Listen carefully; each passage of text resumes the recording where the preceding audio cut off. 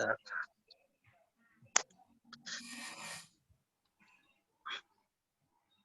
Baik, saya mulai aja dulu Pak Hasbullah ya. Iya. Baik, Bismillahirrahmanirrahim. Assalamualaikum warahmatullahi wabarakatuh. Assalamualaikum warahmatullahi wabarakatuh. Bismillah, alhamdulillah, wassalatu wassalamu ala rasulillah, ma ba'd. Yang saya hormati narasumber kita yang sangat luar biasa ini Pak Hasbullah, yang sekaligus membuka pintu gerbang kampus dan juga pintu gerbang Zoom meeting kita, dibantu oleh Mas Ahlis dari Subdit, dan yang kami banggakan semuanya para peserta Sotkos akreditasi jurnal di kelas PAJ ya, kelas PAJ AA. Alhamdulillah di hari ini kita masih diberi kesempatan Allah Subhanahu wa taala untuk menikmati karunia-Nya berupa kesehatan lahir batin, kemudian juga nawaitu kita, semangat kita untuk meningkatkan akreditasi jurnal, sehingga jurnal yang kita kelola insya Allah mudah-mudahan bisa lebih baik lagi. Bapak dan Ibu sekalian yang kami muliakan, hari ini sudah masuk hari yang ke-7. Berarti ini ya kalau ibaratnya ibadah itu adalah sudah memasuki ibadah yang masa-masa yang memasuki sepertiga malam terakhir ya. Waktu mustajabah ini. Waktu mustajabah yang kalau di malam seperti akhir malam itu kan waktu mustajabah untuk kita doa, untuk memunajatkan semua harapan-harapan kita, yang disitulah sesungguhnya ujian-ujian itu mulai memasuki tahap finish. Mudah-mudahan di pertemuan menjelang akhir ini kita bisa untuk mengoreksi, memuhasabah gitu, terkait dengan penyelenggaraan kegiatan kita, output dari kegiatan kita ini, bahwa kelas PAJ seperti di awal yang sudah seringkali kita sampaikan, yakni bagaimana jurnal yang kita kelola itu bisa tersubmit sehingga bisa terakreditasi dari alam gaib menjadi alam syahadah kawan ya. Jadi yang belum terakreditasi menjadi terakreditasi, yang kita harapkan insya Allah ini ada kenaikan yang sangat luar biasa.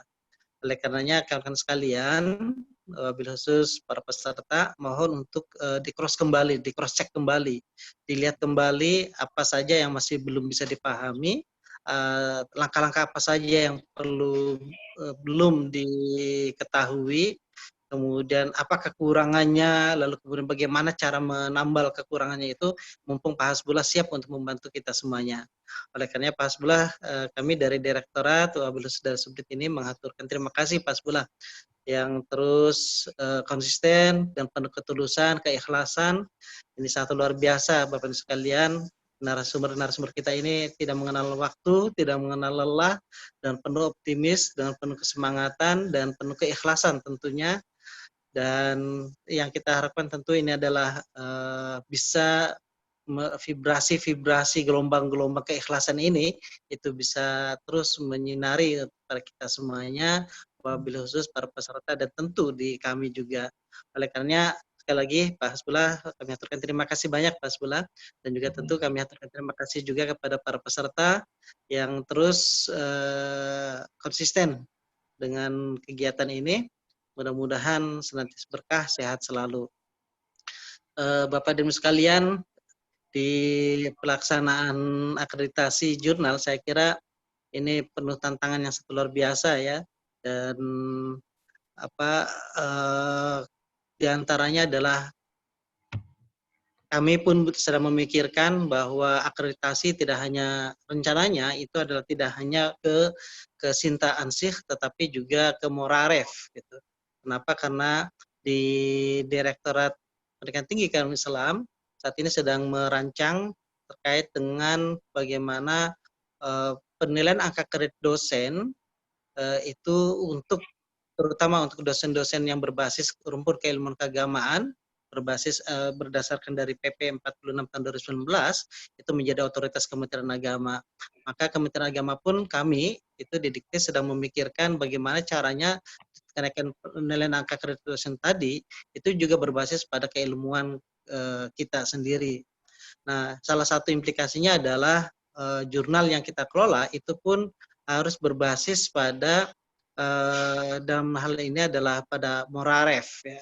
Karena apa? Karena khitoh dari perguruan tinggi keilmuan Islam PTKI itu di samping untuk bisa melahirkan mutafaqih fiddin, ahli di bidang agama, juga adalah ahli di aspek keilmuan keislaman secara integratif ya, dengan keilmuan umum.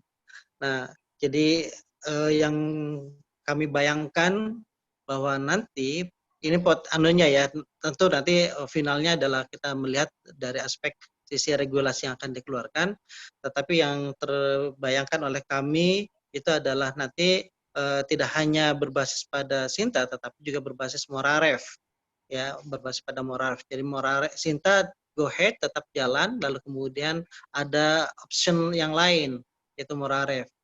Nah, maka orang yang kemudian memiliki potensi, memiliki dalam pengertian ini memiliki kemampuan di dalam menilai angka kredit dosen itu berpotensi perlu melibatkan kawan-kawan pengelola jurnal. Jadi intinya kawan-kawan sekalian, kita tetap terus berusaha untuk menjadikan kita ahli di bidang jurnal, lalu kemudian jurnal kita juga bisa terakreditasi. Kemudian nanti pada kelanjutannya potensi untuk melibatkan Bapak dan Ibu sebagai tim penilai angka kredit dosen misalnya dan seterusnya, terutama di lingkungan kampus itu sangat potensial dibutuhkan gitu. Ya, tapi ala kulli hal sekali lagi kita akan melihat bagaimana regulasi-regulasi secara formal yang akan dikeluarkan. Nah, itu hanya sekedar untuk menyemangati kita, jangan putus asa, tetap insya Allah akan banyak hikmah-hikmah di balik semuanya. Yang pasti kita terus berupaya untuk bisa memberikan yang terbaik. Bapak dan Ibu sekalian kami muliakan, sekali lagi kami aturkan terima kasih Pak Asbullah dan para peserta sekalian, Pak Akhlis, terima kasih. Dan mari kita sama-sama buka pertemuan dan bacaan basmalah. Bismillahirrahmanirrahim. Demikian, Assalamualaikum warahmatullahi wabarakatuh. Assalamualaikum warahmatullahi wabarakatuh. Ya, monggo Pak Asbullah. Baik, Assalamualaikum warahmatullahi wabarakatuh. Terima kasih Pak Sudit yang alhamdulillah ini untuk kedua kalinya beliau menemani kita di kelas PAJ-A. Untuk kemarin beliau menyempatkan diri di sesi manajemen dan alhamdulillah hari ini di sesi konten artikel. Bapak Ibu yang berbahagia, sepertinya Prof. Martin sebagai sekretaris tim 7 juga hadir di tengah-tengah kita. Alhamdulillah, terima kasih Prof. Yang minggu lalu juga beliau menyempatkan diri dan juga Mas Jai, tapi hari ini sepertinya Prof. Martin juga bergabung. Ini tim-tim yang menginisiasi kegiatan ini bersama pihak Kasubdit.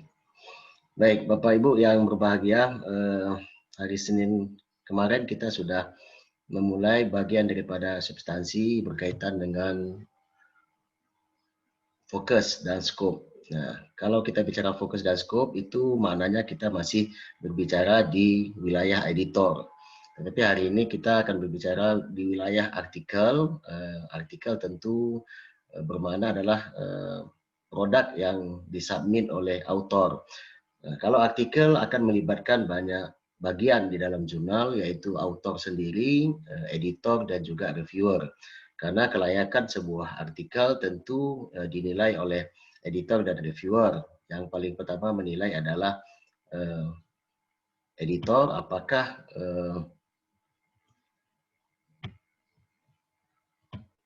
artikel tersebut layak di-publish atau tidak. Nah, makanya editor harus memperhatikan hal-hal seperti yang sudah dijelaskan sebelumnya, misal berkaitan dengan gaya selingkuh, fokus, dan lain-lain. Nah, hari ini kita akan bicara tentang novelty, literature review, dan metode. Ini adalah bagian yang berat ya, dan nilainya juga lumayan tinggi di akreditasi di portal Arjuna. Jadi di sini untuk sebuah artikel tentu saja yang disubmit oleh autor diteliti oleh editor dan selanjutnya dikirim kepada reviewer. Nah, saran saya berdasarkan pengalaman, catatan-catatan yang pernah saya alami sewaktu mengakreditasi Jurnal Usuluddin, editor itu diharapkan bekerja. Artinya editor juga memberikan catatan awal sebelum dikirim ke reviewer. Nah, apalagi seandainya reviewer tidak berbayar, maka kita harus memastikan artikel-artikel yang dikirim ke reviewer adalah artikel-artikel yang berpeluang untuk diterima, bukan ditolak atau di-decline atau di-reject. Nah, kalau itu yang terjadi, maka kita akan rugi reviewer. Ya kan, karena kita sudah menggunakan tenaga reviewer, artikelnya di-reject, dan untuk meminta reviewer yang sama menilai artikel-artikel yang lain mungkin secara perasaan kita agak berat ya karena tidak berbayar. Berbeda kasusnya kalau reviewer dibayar, apalagi dengan harga yang memadai. Nah, perkara ini sebenarnya sudah pernah kita bicarakan dulu dengan Pak Kasubdit, ada di beberapa kali pertemuan. Ini berkaitan dengan pembayaran reviewer. Pernah kita diskusi berkaitan dengan SBM, SBU misalnya seperti itu. Tetapi sepertinya sampai sekarang kita belum menemukan hal-hal yang diatur oleh negara yang lebih spesifik berkaitan dengan reviewer. Memang ada yang membayar, ada yang tidak. Kalau saya tidak membayar, oleh karena itu editor harus melakukan hal-hal yang teliti tahap awal terhadap artikel-artikel tersebut, misal berkaitan dengan turnitin, berkaitan dengan novelty-nya, paling tidak memenuhi unsur-unsur dasar. Nah, biasanya saya melakukan kalau satu artikel yang kita nilai berpeluang untuk dipublish, tetapi masih ada kelemahan-kelemahan, kalau kita kirim ke reviewer masih berpeluang untuk di-reject, maka kita buat catatan dulu. Kita kembalikan kepada penulisnya. Setelah penulisnya melakukan perbaikan-perbaikan, selanjutnya baru kita serahkan kepada dua orang reviewer yang akan menilai. Nah, hal ini saya lakukan berdasarkan pengalaman tahap awal yang ada banyak artikel yang di-reject dan akhirnya saya kesulitan mencari reviewer karena persoalan yang tidak berbayar tadi. Baik, Bapak Ibu yang berbahagia. Jadi ini komponen ya, kita akan bicara tentang struktur artikel. Ada beberapa macam sebenarnya struktur artikel. Dan sekali lagi ini Bapak Ibu tetap merujuk kepada author guideline yang Bapak Ibu buat. Jadi patuhilah author guideline yang sudah dibuat tentang struktur artikel. Tetapi secara umum struktur artikel itu adalah menganut asas IMRAT plus ya. Jadi introduction, method, result, and discussion plus. Plus ini adalah conclusion, kesimpulan. Nah, yang pertama adalah pendahuluan. Ini hukumnya wajib. Jadi secara istilah yang digunakan dalam artikel adalah pendahuluan, bukan latar belakang. Jadi kalau mungkin dalam penelitian, skripsi, tesis, disertasi menggunakan istilah latar belakang, tetapi di artikel menggunakan istilah pendahuluan. Jadi ini kadang-kadang masih kita temukan, tapi sekarang sepertinya sudah semakin membaik. Ini berkaitan tentu sosialisasi oleh para pengelola jurnal ya, yang diikuti baik dilakukan oleh Diktis, Dikti dan seterusnya. Yang kedua biasanya metode, tapi ini option. Mengapa saya katakan option? Ada yang tidak menggunakan metode memang. Ada yang metodenya dimasukkan ke dalam penelitian khususnya kajian-kajian kepustakaan. Yang ketiga adalah hasil dan pembahasan atau hasil dan diskusi. Ini boleh dipisahkan. Jadi ada jurnal yang memisahkan, ada yang menggabungkan. Jadi ini sekali lagi bergantung kepada author guideline yang Bapak Ibu buat. Yang terakhir adalah kesimpulan. Nah, kesimpulan atau simpulan bukan menggunakan kata penutup. Nah, di beberapa jurnal yang di kelas A, saya melihat ada yang kita temukan beberapa artikel, beberapa jurnal, saya tidak pasti apakah semua artikel dan jurnal tersebut, tetapi artikel yang saya sampel itu menggunakan kata penutup. Jadi ini sebaiknya diubah ke depan dengan menggunakan kata kesimpulan atau simpulan, terserah apa yang mau dipilih. Yang penting adalah konsistensi dalam menggunakan kata tersebut, apakah kesimpulan atau simpulan. Nah, ini hal-hal yang perlu diperhatikan. Dan memang ada jurnal juga menganut kadang-kadang setelah penulis ada literatur review, tetapi belakangan tidak begitu disarankan literatur review. Kadang-kadang literatur review akhirnya membuat penulis terlalu berpanjang-panjang dalam bagian itu. Nah, ada juga yang saya temukan di artikel di kelas A ini menggunakan istilah teori ya, itu juga tidak disarankan menggunakan hal tersebut. Jadi setidak-tidaknya pendahuluan metode masih option, bisa dimasukkan di pendahuluan. Ada jurnal yang menganut seperti itu. Hasil dan pembahasan ada yang memisahkan, ada yang menggabungkan. Ini yang umum dianut dalam struktur jurnal terutama di tanah air. Kalau di luar itu ada menggunakan literatur review setelah pendahuluan. Nah, panjang pendahuluan itu biasanya 10% daripada panjang artikel. Jadi kalau artikel 5.000 kata, maka pendahuluan sekitar 500 kata, kurang lebih. Jadi tidaklah harus pasti, tetapi janganlah terlalu panjang dan jangan terlalu pendek. Nah, jadi ini hal-hal yang diperhatikan. Nah, pendahuluan menjadi bagian penting dan hari ini kita berbicara tentang pendahuluan karena di pendahuluan akan ditemukan apa yang kita sebut dengan novelty dan literature review. Baik, pertama ini bagian substansi artikel yang terkait dengan ya ada kaitannya dengan pendahuluan itu tadi, yaitu kepioniran ilmiah ya, kepioniran dan originalitas. Bisa dilihat Bapak Ibu ya. Nah, yang paling tinggi apabila memuat artikel yang berisi karya orisinal dan mempunyai ya memberi kontribusi yang ilmiah yang tinggi. Nah, yang kedua diberi nilai 4 apabila memuat artikel yang berisi karya orisinal dan mempunyai kebaruan atau memberi kontribusi yang tinggi. Yang kedua, memuat artikel yang berisi karya orisinal dan mempunyai kebaruan atau memberi kontribusi cukup. Yang terakhir diberi nilai 0 apabila dianggap tidak orisinal dan tidak memiliki kebaruan. Nah, orisinal tentu banyak hal yang bisa dipastikan, diantaranya adalah cek Turnitin, misalnya plagiasi, dan juga melalui literatur review. Nah, ini bagi para asesor, ini adalah panduan yang digunakan dalam menilai kepioniran. Nah, jadi yang dicek adalah gap analisis, penyataan novelty, tujuan. Jadi tujuan itu ditempatkan di pendahuluan, biasanya bagian akhir, nanti kita lihat. Kajian diperiksa juga adalah state of art atau overview penelitian terdahulu. Jadi literatur review diletakkan di bagian ini. Nah, yang kedua tujuan yang jelas dan gap analisis yang jelas atau lengkap antara penting dan tidaknya riset dan keunikan paper ini dibanding lainnya, maka bisa diberi nilai 6 ya Bapak Ibu. Sedangkan apabila tujuannya jelas, gap analisis hanya mengandung unsur penting, ini bisa diberi nilai 4. Jika tujuannya jelas tetapi gap-nya tidak ditulis dengan baik, maka diberi nilai 2. Kalau tidak ada overview dan lain-lain, maka nilainya 0. Nah, tentu kita tidak berharap kita mendapatkan nilai 0. Sekurang-kurangnya kita harus mendapatkan nilai 2 atau paling tidak nilai 4. Karena nilai 6 ini memang relatif berat ya. Ya, apa yang kita sebut dengan kepioniran atau novelty harus terlihat di bagian pendahuluan. Nah, pendahuluan caranya pertama secara singkat diawali satu paragraf latar belakang umum. Jadi ada semacam satu alinea pengantar. Jadi tadi saya katakan panjang pendahuluan itu sekitar 10%, ya sekitar 6 paragraf atau 4 paragraf atau 5 paragraf bergantung keperluannya. Jadi satu paragraf saja pengantar, jangan menarik artikel terlalu jauh misalnya.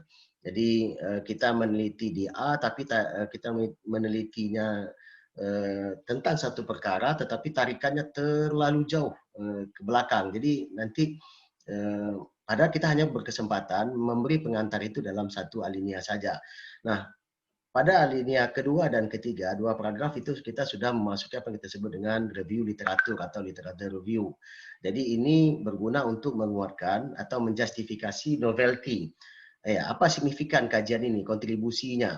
Nah, ini tentu saja harus merujuk kajian-kajian sebelumnya yang diharapkan paling tinggi adalah 10 tahun terakhir. Itu kalau untuk ilmu sosial.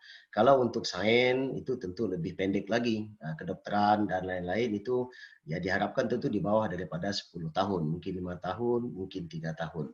Nah, kalau di sosial itu masih dimaklumi.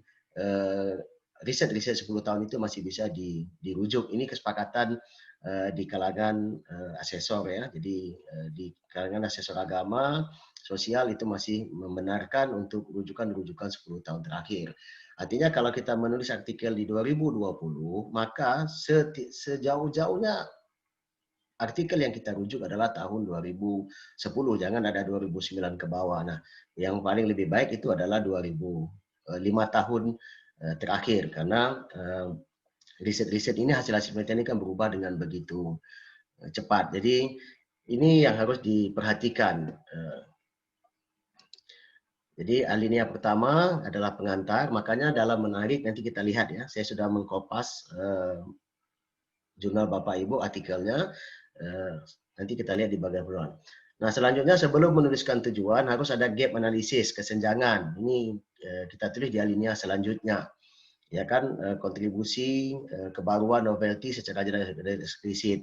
Nah di alinea terakhir baru kita tulis tujuan. Nah tujuan ini mengapa penting ditulis? Karena ada kaitannya dengan nanti penulisan kesimpulan. Karena kesimpulan akan menjawab tujuan penulisan artikel. Nah tapi tentu tidak seperti kita menulis skripsi. Kalau kita menuliskan skripsi kan berdasarkan latar belakang maka bla bla bla bla, atau berdasarkan latar belakang di atas maka penulis tertarik untuk begini-begini. Jadi tidak seperti itu cara menyusunnya. Oke, Bapak Ibu, kita lanjut. Ya, ini berkaitan dengan metode ya. Jadi metode memang tidak ditulis seperti kita menulis di skripsi atau tesis menggunakan sub-sub. Jadi cukup metode, jadi tanpa menulis jenis penelitian, teknik pengumpulan data, teknik analisis data, tidak perlu di sub-sub seperti itu, tetapi dituangkan dalam bentuk narasi dalam beberapa alinea. Ya, jadi yang jelas yang paling penting adalah alasan kita menggunakan metode tersebut. Jadi apa? Kalau kita menggunakan kualitatif, mengapa kita menggunakan kualitatif? Kualitatif yang kita gunakan jenisnya apa? Apakah etnografi, fenomenologi, atau etnometodologi, dan seterusnya. Nah, pada bagian metode, alat-alat yang kecil, yang tidak penting, yang sudah biasa, itu tidak perlu ditulis. Kita menuliskan yang penting saja, atau yang utama-utama saja. Jadi kalau yang lazim, ya mungkin kalau rumus segala macam cukuplah disebutkan saja. Karena kita menganggap pembaca memahami apa yang kita maksud. Nah, tuliskan secara lengkap lokasi, jumlah responden, ini penting ya. Pengamatan, wawancara, kuesioner. Nah, tetapi ini juga harus dipastikan kalau kita menggunakan wawancara, nanti data wawancara akan ditemukan di laporan, di hasil. Nah, ada banyak hal, ada banyak kasus artikel menggunakan wawancara, tetapi tidak ada data wawancaranya di hasil atau di pembahasan.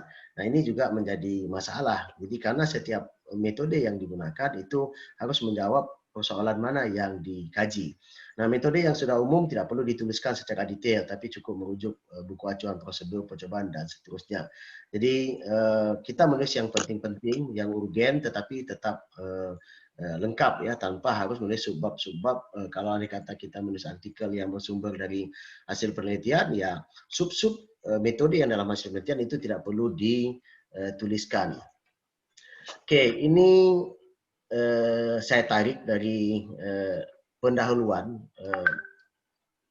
Ini ada banyak semua artikel saya tarik, dan kemarin ada beberapa jurnal yang salah, dan saya sudah menggunakan link yang dikasih oleh Pak Anton ya. Atau Bapak Ibu mungkin kalau ada pertanyaan sampai di sini sebelum kita lanjut ke membahas pendahuluan. Silakan Bapak Ibu.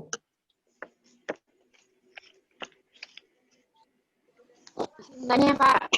Ya. Oke.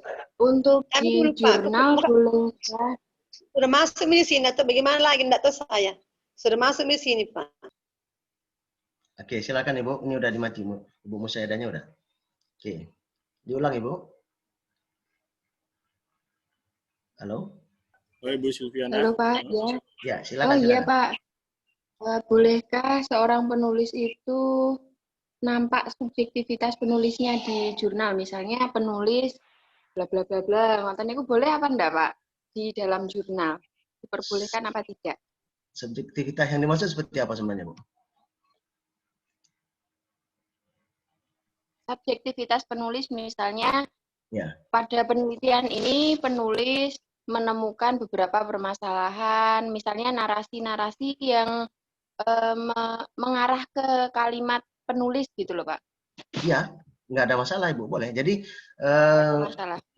ya, kita memang kan diminta untuk memetakan, jadi memperlihatkan apa sebenarnya isu yang akan kita bahas. Jadi, meskipun tidak harus menggunakan kata penulis barangkali, misalnya seperti itu. Jadi, fenomena yang ingin dikaji itu harus terjelaskan dengan baik. Itu yang disebut dengan gap, kan, harus tampil di dalam latar belakang. Jadi, itu harus dijelaskan, tentu berdasarkan data, Ibu, ya, berdasarkan data. Apakah itu data, kalau data sekunder itu jelas kita merujuk, misal kalau kita menggunakan data sensus, kita merujuk kepada sensus. Kalau kita berbicara tentang perceraian, mungkin kita merujuk kepada data yang dikeluarkan oleh Kementerian Agama atau oleh Pengadilan Agama, misalnya seperti itu. Kalau kita merujuk kasus kriminal, tentu data-data yang dikeluarkan oleh kepolisian dan lain-lain.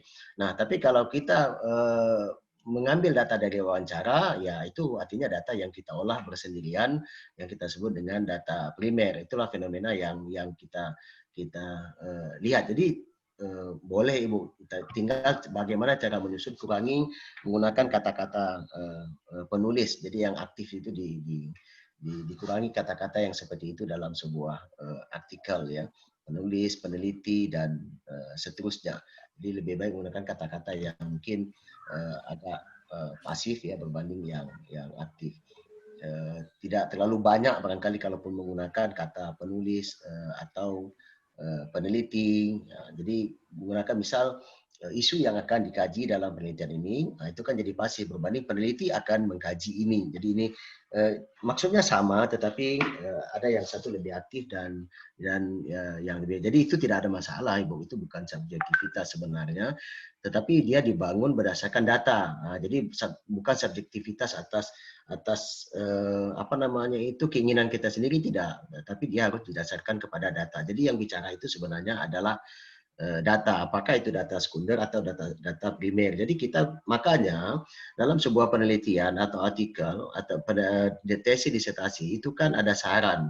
Nah, saran-saran ini sebenarnya bisa dimanfaatkan oleh para peneliti selanjutnya. Jadi ini berguna sekali. Nah, maka kalaulah peneliti membuat saran yang baik, itu pembaca-pembaca yang lain dapat memanfaatkan saran itu untuk melakukan riset-riset berikutnya untuk memenuhi apa namanya kajian-kajian dalam tema tersebut, ya. Jadi begitu, Ibu, ya. Ada lagi? Pak, terima kasih. Itu yang dari chat, Pak Hasbullah. Ada chat, bentar saya cek dulu. Chat, mana chat nih? Kok nggak muncul chat saya nih? Invite, record more. Chat. Halo. Ya. Silakan, Bu. Assalamualaikum Pak Hasbullah. Assalamualaikum warahmatullahi wabarakatuh. Tamrin dari Palu. Oh ya, Tamrin. Silakan, Pak Tamrin. Ini pertanyaan saya terkait dengan tulisan literatur review ini, Pak. Iya. Memang terkadang ada jurnal yang mensyaratkan harus ada sub literatur review. Iya. Ya. Tetapi ketika kita tidak tadi bersifat pilihan, tetapi ada beberapa jurnal yang memang mensyaratkan gitu, Pak. Betul. Dalam penelitian keagamaan, ya kan rata-rata kita memang literatur review biasanya gitu, Pak. Jarang sih. Yeah. Nah, apakah ada memang dalam syarat jurnal-jurnal tertentu kita di Indonesia yang memang harus mencantumkan literatur review? Ini saya lihat yang rata-rata di luar sih yang mensyaratkan literatur review, Pak. Iya. Iya. Iya, Pak Tamrin. Jadi kalau di Indonesia relatif jarang ya, tidak kalau dulu agak banyak yang menggunakan literatur review, malah ada yang menggunakan teori. Kalau sekarang agak jarang menggunakan literatur review, tetapi di luar negeri masih. Tapi memang cara menulis literatur review itu kan bukan hal yang mudah sebenarnya. Jadi kalau apakah seperti yang saya katakan tadi, yang jelas kalau kita mau masuk kepada jurnal orang, maka kita mematuhi aturan orang lain. Begitu juga dengan sebaliknya, kalau orang masuk ke jurnal kita, maka mereka juga harus patuh dengan jurnal kita. Jadi kalau kita menulis di jurnal orang yang menggunakan literatur review, maka kita harus membuat literatur review tersebut. Nah, literatur review tentu terkait riset-riset terdahulu yang ditulis, maka tadi dirujuk ya dari jurnal-jurnal. Kalau kita menerbitkan di jurnal yang berkualitas, tentu kita merujuk kepada jurnal-jurnal yang berkualitas. Jadi literatur review, artikel-artikel yang dirujuk juga diperhatikan jurnal mana yang menerbitkan. Jadi bukan hanya asal ada begitu Bapak ya. Yang kedua, kadang-kadang ada strategi jurnal tertentu, kalau kita terbit di jurnal A, maka mereka kadang-kadang menginginkan jurnal mereka juga dijadikan kutipan. Nah, ini ada hal yang seperti itu yang harus dipahami oleh penulis. Jadi kita juga berusaha mencari artikel-artikel terkait dengan yang kita tulis dari yang diterbitkan oleh jurnal yang kita tuju. Nah, ini ada banyak pengalaman orang-orang yang menulis sebelumnya dan diingatkan kalau itu bisa dilakukan, itu jauh lebih baik katanya, karena ini kan ada kaitannya dengan peningkatan sitasi. Jadi kalau intinya begitu saja Pak Tamrin ya, kalau kita nulis di tempat orang, mereka mensyarkan letter review, di luar memang seperti itu kebanyakan sepertinya, ya kita menulis harus kita penuhi yang dimaksud. Kalau tidak, maka difahami sebagai kita tidak memenuhi gaya selingkuh. Nah, ada jurnal-jurnal yang begitu kita tidak sesuai gaya selingkuh, mereka tak mau baca lagi. Ini jurnal-jurnal yang apa namanya itu, yang memiliki reputasi tinggi, biasanya lebih ketat. Jadi berbanding mungkin kita ya, kalau kita banyak menimbang, kalau kita tolak kita nanti kekurangan artikel. Seperti yang saya nyatakan di awal, masalah artikel ini kan masalah yang berat ya di para pengelola. Salah satu penyebab mengapa kita delay dalam terbitan diantaranya kurang artikel. Nah, kalaupun kita bisa terbit, belum tentu artikel yang kita terbitkan itu adalah artikel yang berkualitas. Jadi memang sebenarnya para editor ini menjadi pahlawan seperti yang disebut oleh Pak Kasudin. Karena kita di samping menerbitkan jurnal, kita menjadi apa namanya itu belajar ya, kita bersama autor ya. Jadi kita melakukan pembelajaran bersama autor untuk melakukan perbaikan-perbaikan. Maka kalau kita sebagai penulis mendapatkan reviewer yang bagus atau editor yang memberikan catatan-catatan yang baik, maka kita menjadi terpelajar sebenarnya sebagai penulis. Jadi dalam menulis artikel ada proses pembelajaran yang terjadi yang dilakukan oleh para editor, yang dilakukan oleh para viewer terhadap autor. Dan ini sebenarnya yang diharapkan melalui penerbitan jurnal. Jadi bukan hanya terbit, tetapi kita saling belajar. Sebagai autor kita belajar melalui catatan-catatan apa yang kurang, saran-saran. Jadi itu yang kita alami. Makanya teman-teman bilang ya kalau kita di reject nggak perlu bersedih hati. Ya yang penting ada catatannya, nanti kita pindahkan ke jurnal yang lain. Jadi begitu Pak Tamrin ya. Jadi kalau literatur review itu di Indonesia tidak begitu banyak yang dianut oleh jurnal. Kita kurang sekali, terutama belakangan ini setelah literatur review diharapkan tidak ditulis secara bersendirian, tetapi dimasukkan saja ke dalam pendahuluan untuk menunjukkan beda ya, beda riset kita dengan riset sebelumnya dalam satu atau dua alinea. Jadi begitu Pak Tamrin. Silakan Pak Tamrin. Ada sedikit tambahan ini Pak, pertanyaan lagi. Ya. Terkait dengan literatur review tadi nih Pak. Terkait dengan akreditasi prodi yang 9 standar. Ya, ya. Itu kan mungkin salah satu strategi bisa jadi ya Pak ya, bahwa ketika kita literatur review kemudian harus mengambil artikel juga yang dari jurnal, apakah ini punya plus minus gitu Pak? Seandainya kita nanti punya aturan bahwa jurnal kami harus mencantumkan sub bagian literatur review, Pak. Ada plus minusnya nggak untuk akreditasi prodi? Sebenarnya kalau untuk prodi bukan di literatur review letaknya Bapak. Jadi kalau di standar 9, ya di standar 9 itu adalah pertama ada dari dosen di prodi tersebut menjadi reviewer Bapak. Iya, bukan literatur, menjadi reviewer. Misal Pak Tamrin menjadi reviewer di jurnal A, itu punya poin. Itu yang dimaksud, punya poin. Bukan literatur review-nya, bukan dalam menulis. Oh, Yang bukan kedua menulis. adalah citasi. Jadi tulisan Bapak dikutip. Tetapi sebenarnya untuk mengutip, itu tidak perlu memerlukan satu sub tersendiri literatur review dalam jurnal. Nah, literatur review kan secara singkat ada di pendahuluan. Jadi tetap bisa dikutip Bapak sebenarnya. Nah, citasi. Jadi tidak membutuhkan satu sub tersendiri kalau dikaitkan dengan akreditasi prodi. Jadi akreditasi prodi standar 9 itu kan berbasis outcome ya, bukan berbasis output. Kalau akreditasi standar 7 itu berbasis output. Nah, misal kalau kita sudah penelitian, outputnya adalah laporan, itu selesai Bapak. Itu standar 7. Kalau akreditasi kriteria dengan kriteria 9 itu dia berbasis outcome.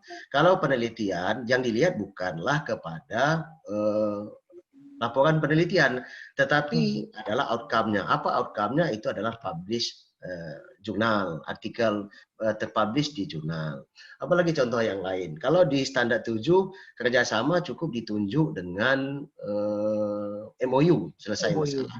Ya, kalau kita di standar 9 kelak, di kriteria 9, akreditasi kriteria 9, itu tidak cukup Bapak menunjukkan dengan MOU, tetapi harus ditunjukkan turunannya apa yang terjadi dengan MOU ini, misalnya seperti itu. Misal katakanlah Bapak MOU dengan jurnal A, ditunjukkan, oh ya kami MOU dengan jurnal A, praktiknya apa? Kami menggunakan dari jurnal A sebagai editor, sebagai reviewer. Misalnya seperti itu Bapak yang dimaksud reviewer di situ. Jadi bukan literatur review, tetapi Bapak sebagai reviewer di jurnal lain bisa ditunjukkan dengan SK, bisa ditunjukkan dengan surat keterangan, bisa ditunjukkan dengan piagam. Nah, diharapkan Bapak mereview di jurnal-jurnal terakreditasi. Nah, di situ hanya disebutkan terakreditasi, tidak disebutkan pada level mana, apakah level 6, level 5. Nah, ini tidak jadi masalah Bapak. Yang penting makanya kita di sini kita berharap 20 jurnal yang ada di sini semuanya terakreditasi, dan seperti saya pikir sudah bagus kemarin kita bertukar ya, menjadi reviewer, menjadi editor di tempat yang lain. Nah, itu yang bisa mendukung akreditasi prodi Bapak. Jadi seperti itu. Terima kasih banyak Pak. Iya, saya kebetulan asesor Ban PT Bapak. Oh. Tahu persis ya Jody. Iya, makasih banyak ya, Pak. Ya, sedikit-sedikit lah. Pas bulan, terima kasih banyak. Oke. Silakan Bapak Ibu, ada yang lain? Saya Pak. Ya.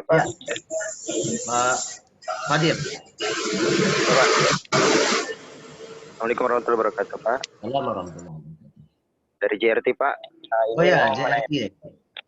Ya, mau menanyakan dua pertanyaan Pak. Pertama terkait legislatif literatur review tadi. Biasanya kan ada reviewer yang mungkin luput dia mereview untuk hal itu, misalnya meminta penulis menambahkan itu. Editor yang menambahkan itu, misalnya editor menambahkan itu di dalam hasil review itu. Kedua, terkait dengan novelty, ini kan selain juga 10 tahun terakhir juga ini berkaitan dengan similaritasnya. Kalau kita ngecek di Turnitin misalnya, biasa kita kan kalau ngecek di Turnitin ngupload, kadang misalnya dalam jurnal kita ini 20%, anggaplah 20%.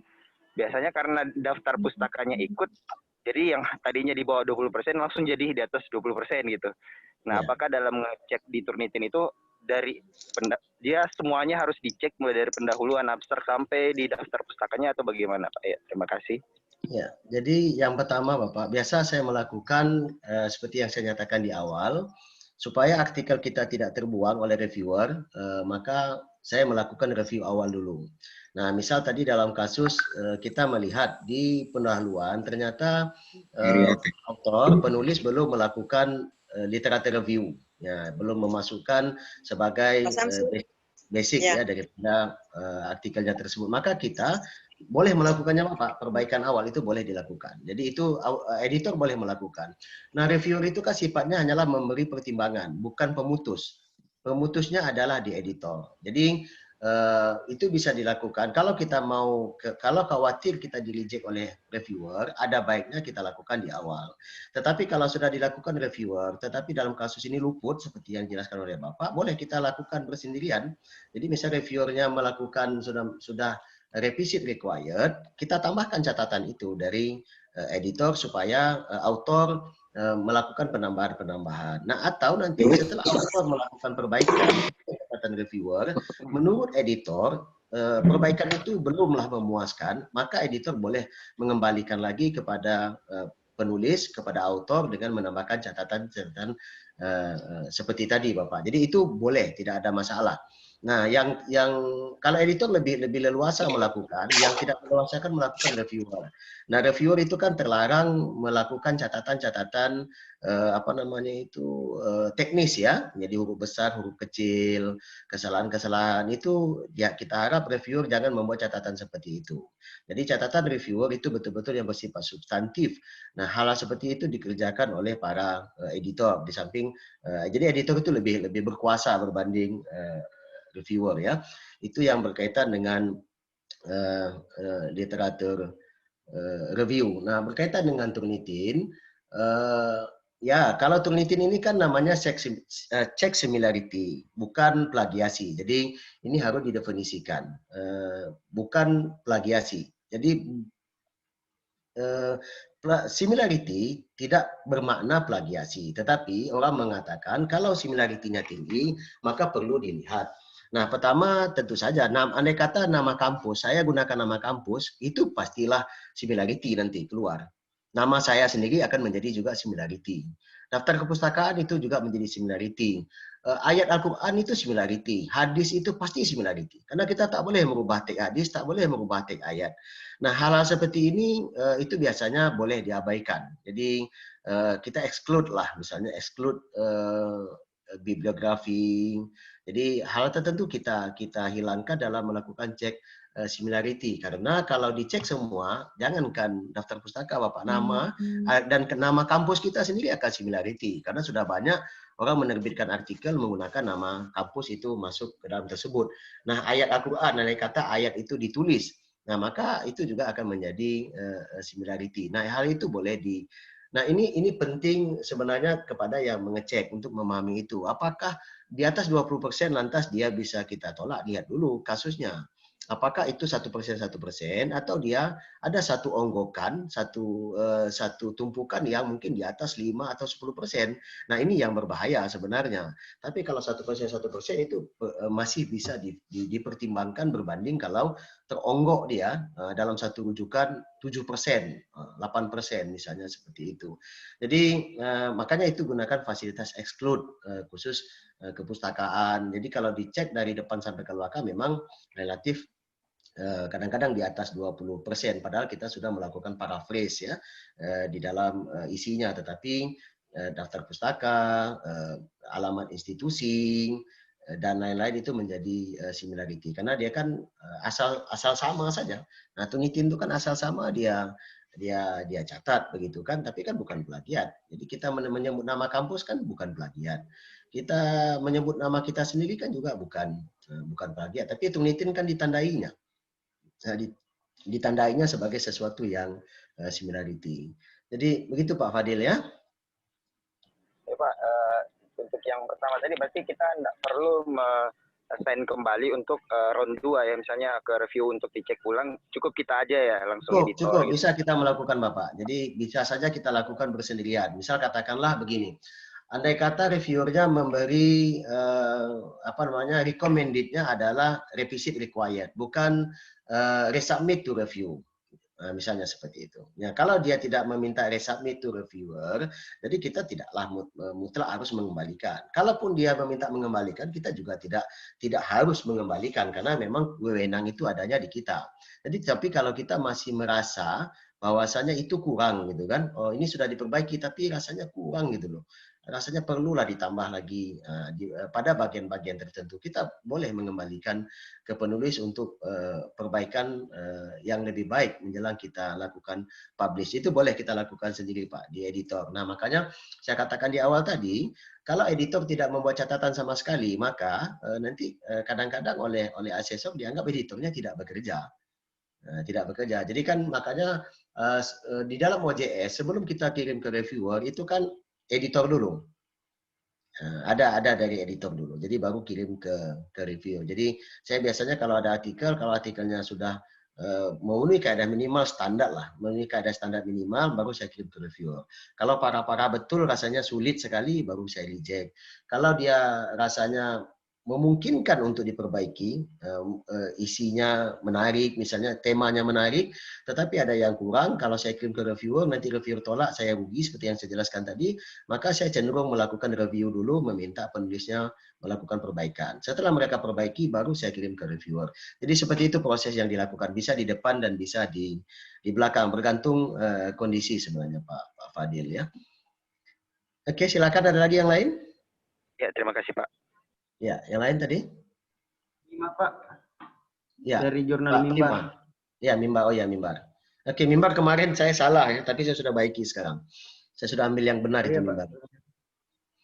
Oh iya Pak, terima kasih Pak. Terima kasih Pak kesempatannya. Pertanyaannya begini, bagaimana menilai sebuah artikel yang hanya memuat kajian literatur? Misalnya artikel tersebut berjudul Jihad dan Dakwah. Jadi isinya hanya memuat pembahasan tentang jihad dan dakwah, dasar hukum dan dalilnya. Kemudian langsung pada sebuah kesimpulan, tanpa ada berisi metode penelitian, tanpa ada responden ataupun lokasi penelitian. Tetapi isinya itu sangat memberikan informasi Pak dan pengetahuan. Bagaimana menilai itu Pak? Ya, jadi itu kan termasuk kategori riset pustaka. Tentu kalau riset pustaka tentulah tidak ada lokasi, tidak ada responden. Jadi makanya tadi metode itu kan sebuah pilihan. Ya, jadi makanya kalau mungkin kajian-kajian pustaka tidaklah memerlukan metode dalam subbab tersendiri, karena dia memang kalaupun mau disebut ya cukup disebutkan saja di pendahuluan dalam 1-2 kalimat misalnya seperti itu. Nah, terus pertama yang kita lihat isunya, apakah isu ini adalah yang menarik atau tidak. Kalau cuma jihad dan dakwah, tentu artikel seperti ini terlalu umum ya, terlalu umum, pasti sudah banyak ditulis orang, maka novelty-nya menjadi sulit dicari. Tetapi mungkin kalau artikel ini membahas tentang isu tentang jihad, pandemi misalnya dikaitkan dengan istilah jihad, itu dia akan menjadi sesuatu yang menarik barangkali. Jadi bagaimana pandemi COVID-19 dikaitkan dengan persoalan jihad misalnya, walaupun teks hadis yang dipahami adalah yang sama, ayat yang dipahami adalah ayat yang sama, tetapi memberi satu nuansa yang baru. Jadi itu masih mungkin dilakukan. Jadi oleh karena itu kuncinya di judul sebenarnya. Jadi makanya orang melihat di judul itu apakah ada isu atau tidak. Nah kalau dia sifatnya umum, isu-isunya umum, maka memang kesulitan. Nah kalau dia dinilai, tetaplah ada nilai. Tetapi sekali lagi artikel ini kebaruannya tidak akan kelihatan ya. Kalau bersifat informasi umum maka nanti hukum bla bla bla bla, ini kan biasanya, makanya kita harus membedakan tulisan-tulisan artikel dengan tulisan-tulisan yang tulis di buku misalnya. Nanti ada satu buku tentang jihad, ya itu yang lebih pastilah lebih komplit misalnya, sedangkan di jurnal itu lebih spesifik. Jadi boleh tentang tema jihad, tetapi ya jihad dalam perspektif yang mana. Misalnya jihad hari ini siapa yang memandangnya, sebab orang ISIS kan juga menganggap mereka sedang berjihad misalnya seperti itu. Itu kan menjadi sesuatu yang menarik dalam memaknai kata jihad. Nah kalau ada jihad itu diperdebatkan secara konseptual, nah itu yang dimunculkan. Misal jihad, perdebatan kata makna jihad itu di kalangan apa, misalnya seperti itu. Nah itu kan mungkin kita lakukan teliti karena ada sesuatu yang baru. Untuk menunjukkan kebaruan, maka kita harus merujuk kepada artikel-artikel yang terkait membahas tentang jihad. Apa yang apa yang masih belum dibahas. Nah, jadi sebenarnya kita hanya menutupi satu celah saja, itu sudah memadai. Jadi misal selama ini orang membahas jihad konteksnya fisik, konteksnya ini, sekarang bagaimana tentang pandemi. Misal sama dengan orang berdebat, apakah orang yang mati meninggal karena COVID-19 itu syahid atau tidak, misalnya seperti itu. Itu kan bisa ditulis sebagai sebuah isu kan hari ini, dikaitkan apa itu syahid. Nah kalau syahid selama ini dimaknai dengan medan perang dan lain, bagaimana dengan orang mati karena wabah COVID-19. Nah ini kan discuss seperti ini kan banyak juga dilakukan pada hari ini, dan itu bisa ditelusuri dalam literatur klasik, kitab-kitab turos misalnya seperti itu. Nah, itu akan menjadi isu. Nah, oleh karena itu judulnya harus lebih spesifik berbanding yang tadi. Kalau judul yang tadi pastilah umum banget, maka kita kesulitan mendapatkan novelty, sehingga kalau dinilai ya dia akan menjadi artikel-artikel yang biasa-biasa saja seperti itu, Pak Prima ya. Oke. Terima kasih, Pak. Ya. Ada yang lain? Halo, Assalamualaikum. Assalamualaikum warahmatullahi wabarakatuh. Boleh bertanya, Pak? Ya, Bapak. Perkenalkan sebelumnya, saya Nur Samsu dari Jurnal Ekonomi dan Bisnis Islam yang baru. JEBIS. Ya, JEBIS. Ini Pak, ada perlu mungkin karena kami juga di sini kebetulan masih baru ya. Ini hal yang perlu kami tanyakan, misalnya jurnal yang baik itu apakah misalnya bisa memunculkan yang namanya kekhasan begitu Pak. Nah misalnya apalagi kalau model jurnal kami ini kan masih model umum ya, jurnal ekonomi dan bisnis Islam seperti itu. Tentunya juga mungkin di beberapa kampus itu juga mungkin hampir sama modelnya seperti itu. Nah untuk mungkin bisa Bapak memberikan gambaran untuk misalnya untuk ekonomi dan bisnis Islam itu agar bisa kita bentuk fokus and scope-nya itu seperti bagaimana Pak, karena jangan sampai hal yang kami sajikan itu mirip rata-rata di beberapa kampus. Mungkin seperti itu saja Pak, terima kasih. Assalamualaikum warahmatullahi wabarakatuh. Assalamualaikum. Jadi ini berkaitan dengan fokus dan scope. Nah, jurnal ekonomi Islam memang banyak ya, tapi mungkin bisnis Islam itu saya lihat itu belum banyak diterbitkan.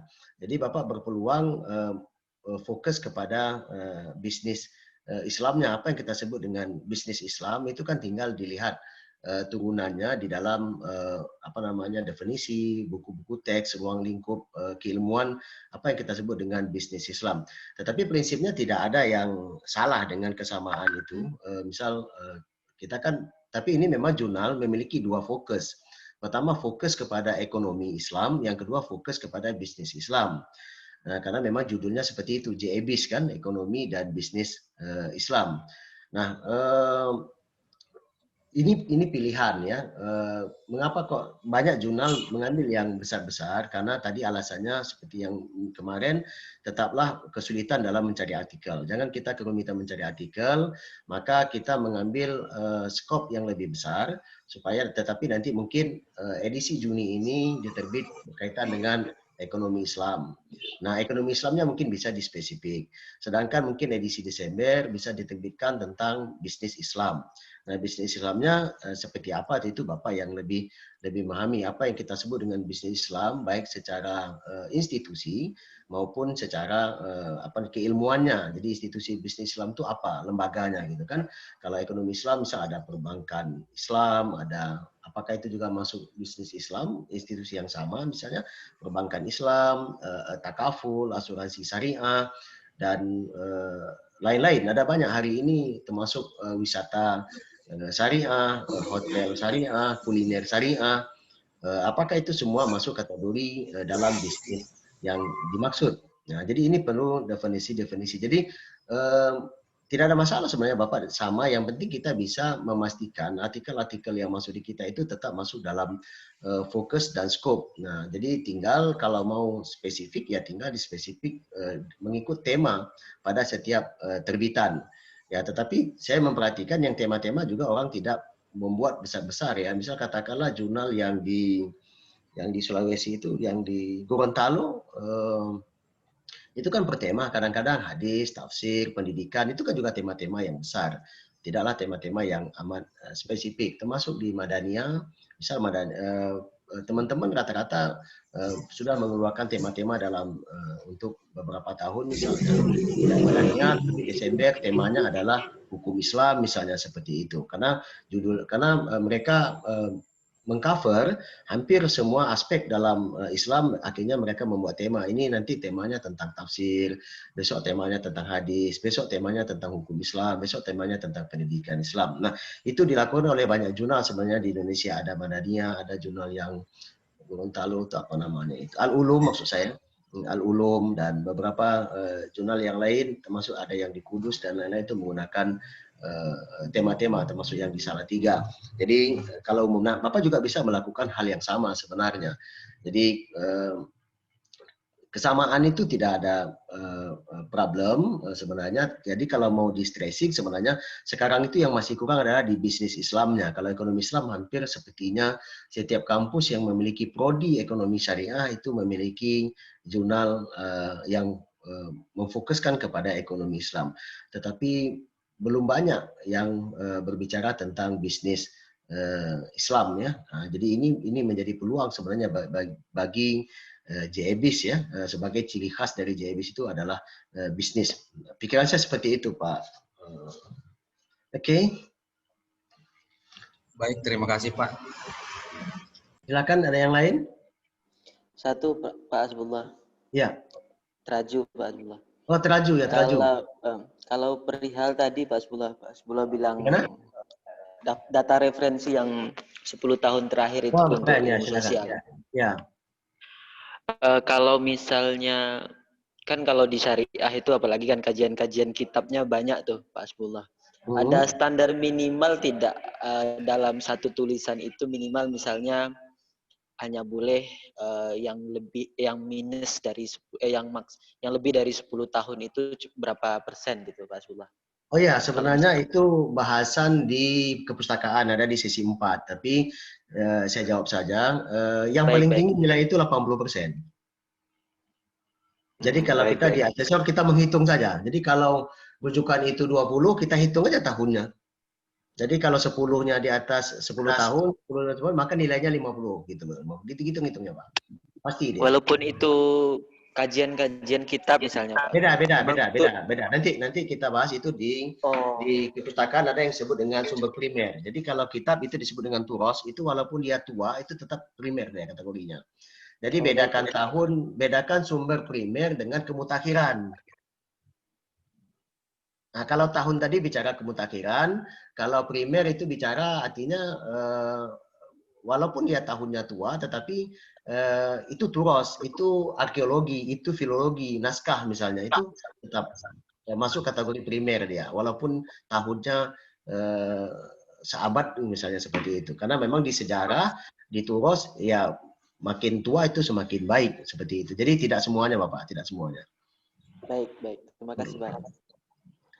Oke, ini saya jawab yang di chat dulu ya. Dari Bu Niswatin.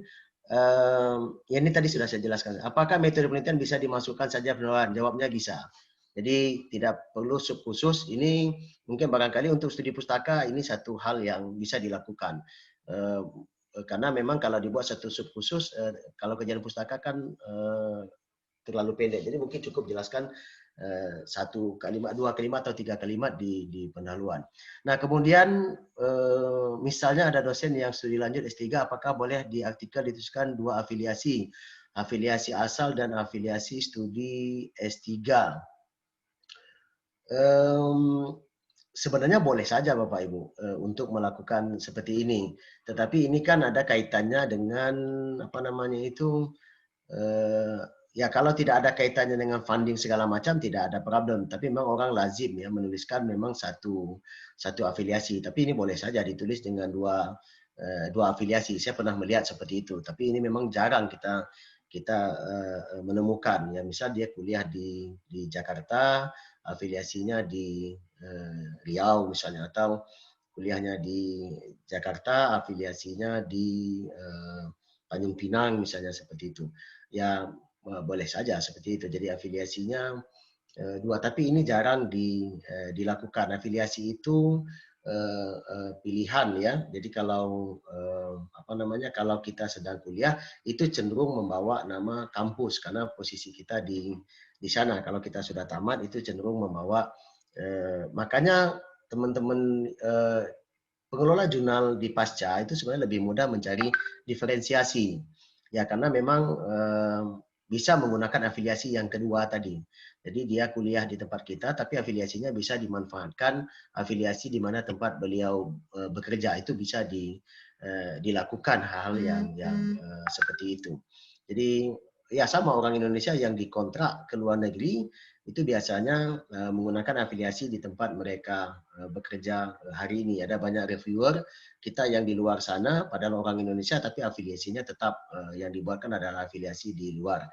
Saya dulu ada yang menuliskan 2 afiliasi, Australia dan Riau misalnya, ada yang melakukan seperti itu, Ibu ya.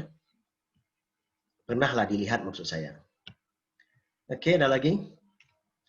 Ya kalau tidak kita lihat, ini nanti kita coba kita diskusikan sama-sama, karena namanya juga belajar ya. Ya kita sama-sama belajar. Ya jadi ini ada satu artikel yang diterbitkan oleh Hikmah, saya tak pasti. Saya biasanya mengambil volume terakhir dan asal ambil saja, ini rasanya judul yang paling atas. Ya, arah baru pendidikan Islam membangun epistemologi pendidikan Islam monokotomik. Ya. Arah baru pendidikan Islam sebagai key konsep ya, sebagai judul besarnya, tetapi yang dimaksud adalah membangun epistemologi pendidikan Islam. Nah, kita lihat di pendahuluan, ya kita tidak melihat adanya literatur review ya Bapak Ibu ya, tidak ada literatur review, semuanya sifatnya datar, dan di bagian ujung juga tidak dinyatakan tujuannya apa, tujuan yang ingin dicapai dari penulisan artikel ini. Nah kalau ini yang terjadi, maka kita kesulitan, ini bagian akhir Bapak Ibu, bagian akhirnya seperti ini, ditutup begitu saja. Dengan demikian penulis pada makalah ini, nah ini sebenarnya editor harus melihat, jadi istilah makalah, istilah-istilah lain itu ada baiknya diganti dengan istilah artikel misalnya. Nah, dengan demikian, penulis pada makalah ini juga mencoba. Nah, juga mencoba itu tak serius kalimatnya. Membaca secara mendasar aspek yang akan menjadi pijakan utama penjelasan dalam mengintegrasikan 2 ranah tersebut. Nah, jadi ini tugas editor sebenarnya, memperbaiki kalimat-kalimat yang seperti ini. Dasar. Oke. Ya, karena kata mencoba itu tidak baik digunakan. Jadi sebutkan saja, misal oleh sebab itu, ini juga secara bahasa Indonesia kan tidak boleh menggunakan oleh sebab itu di pangkal alinea. Pada tataran ini penulis ini kan aktif nih, mencoba. Ya, jadi misal artikel ini ingin menjelaskan. Jadi lebih apa, atau akan menjelaskan. Jadi lebih nampak dia daripada mencoba. Kalau mencoba itu kan entah iya entah tidak lah gitu kan, agak tak serius gitu. Jadi kita tidak lihat literatur review-nya, karena di sini kita lihat rujukannya ya memang buku M. Saifuddin, ini bukunya lama seingat saya, dan beberapa buku yang lain. Jadi ini artinya kalau kita menulis, pertama isunya tidak kelihatan. Apa yang disebut dengan arah pendidikan Islam itu, arah baru itu apa? Yang kedua, mana yang kita maksud dengan membangun epistemologi ini? Monokotomik itu, ini mungkin tauhid kaitannya. Ya, jadi itu debatable-nya belum terlihat karena tidak menampilkan isu kajiannya seperti dengan baik. Dan terakhir, kita berharap di sini muncul, paling tidak, apa dari sinilah, dari alinea ini ke akhir, muncul apa yang ingin dicapai oleh sang penulis dari artikel ini. Jadi, paling tidak memenuhi kaedah-kaedah tertentu sehingga tidak mencapai nilai 0, atau paling tidak kita berharap di nilai 4 lah. Nah kalau begini paling tinggi reviewer, asesor mengasih nilai 2, itu paling tinggi. Tidak sampai asesor menilai nilai 4 karena tidak ditemukan literatur review, tidak ditemukan tujuan dan lain. Nah kalau begini nanti di kesimpulan menjadi sulit mengukurnya. Apakah artikel ini sudah menjawab daripada tujuan penulisan artikel atau belum. Jadi ini hal-hal yang terjadi ya. Ini Jusifo perasaan saya memang segini, 2 alinea. Ini memang pendek sekali. Sains memang pendek, ada 3 alinea. Saat ini banyak organisasi menerapkan sistem teknologi bla bla bla bla bla. Ini ada kutipannya, bagus. Semoga sehingga untuk dan seterusnya, tetapi tetaplah juga tidak kita temukan. Diharapkan dengan adanya penambahan model yang dapat mengikuti penerimaan sistem. Kita juga tidak melihat apa tujuan daripada penulisan artikel ini. Nah, jadi ini perlu ditambah sebenarnya karena hanya 3 alinea. alinea pengantar, kita tak lihat alinea review, kita tak lihat alinea yang lain, sampailah kepada alinea terakhir untuk menyatakan secara jelas apa yang ingin dicapai dari penulisan artikel ini. Ini Al-Munir, tadi Al-Munir ada ya. Sejarah perkembangan tafsir Al-Quran. Secara judul memang berat ini. Berat maksud saya itu sangat macam menulis buku daras lah. Nah, jadi sejarah tafsir itu kan semacam menulis buku kita. Jadi panjang dia. Jadi ini cuman segini memang. Saya lihat ada 2 alinea besar. Ini selesai kan, ada 2 alinea besar. Al-Quran adalah kitab suci. Ini yang saya bilang tarikannya terlalu jauh. Al-Quran adalah kitab suci, ini sudah umum diketahui orang, namun tidak semua umat manusia memahami pesan-pesan, itu pastilah. Dan seterusnya, seiring perkembangan zaman, estafet dan seterusnya, di sini ya kita juga tidak menemukan. Jadi ini pertama memang berkaitan dengan judul ini sendiri, karena judul ini terlalu umum, tidak ada spesifikasi isu yang ingin dijelaskan. Jadi perkembangan tafsir ini kan klasik sampai modern. Ini kalau dituliskan bukan menjadi sebuah artikel, tetapi akan menjadi sebuah buku besar sebenarnya. Jadi tentu dari klasik atau dari zaman Nabi malah barangkali kan, bagaimana tafsir itu sudah mulai dilakukan sampailah kepada zaman sekarang. Jadi tafsir zaman modern atau zaman postmodern hari ini. Nah ini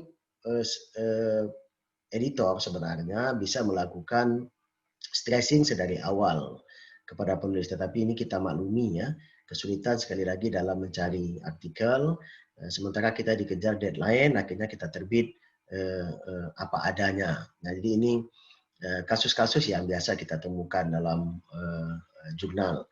Nah kita berharap nanti setelah Bapak Ibu akreditasi, nah tentu akan banyak artikel-artikel yang lebih berkualitas yang masuk, sehingga artikel-artikel seperti ini bisa diminimalisir, atau jalan lain kita lakukan komunikasi dengan penulisnya supaya penulisnya mengambil salah satu aspek daripada yang dimaksud. Nah, sejarah perkembangan tafsir Al-Quran itu mungkin aspek mana yang akan dijadikan stressing sehingga dia menjadi lebih fokus dalam menulisnya. Nah kalau judulnya umum begini ya akibatnya menulisnya juga amat membingungkan dan umum sekali begitu kan, karena ini mencakup lintas zaman dari zaman Nabi sampailah zaman kita hari ini.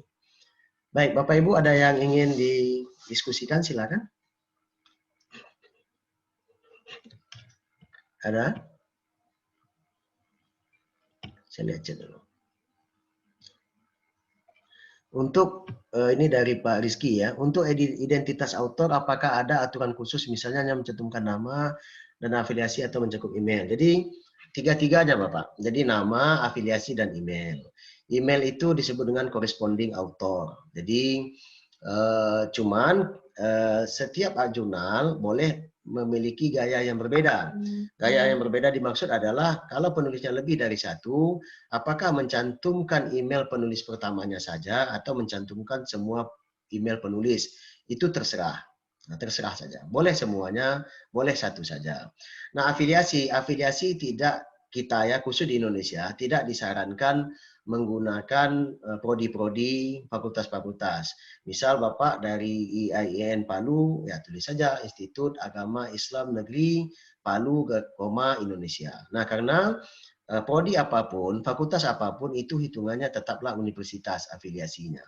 Jadi seperti itu pencantumannya afiliasi ya. Nah, tapi di luar memang ada mencantumkan prodi, ada fakultas.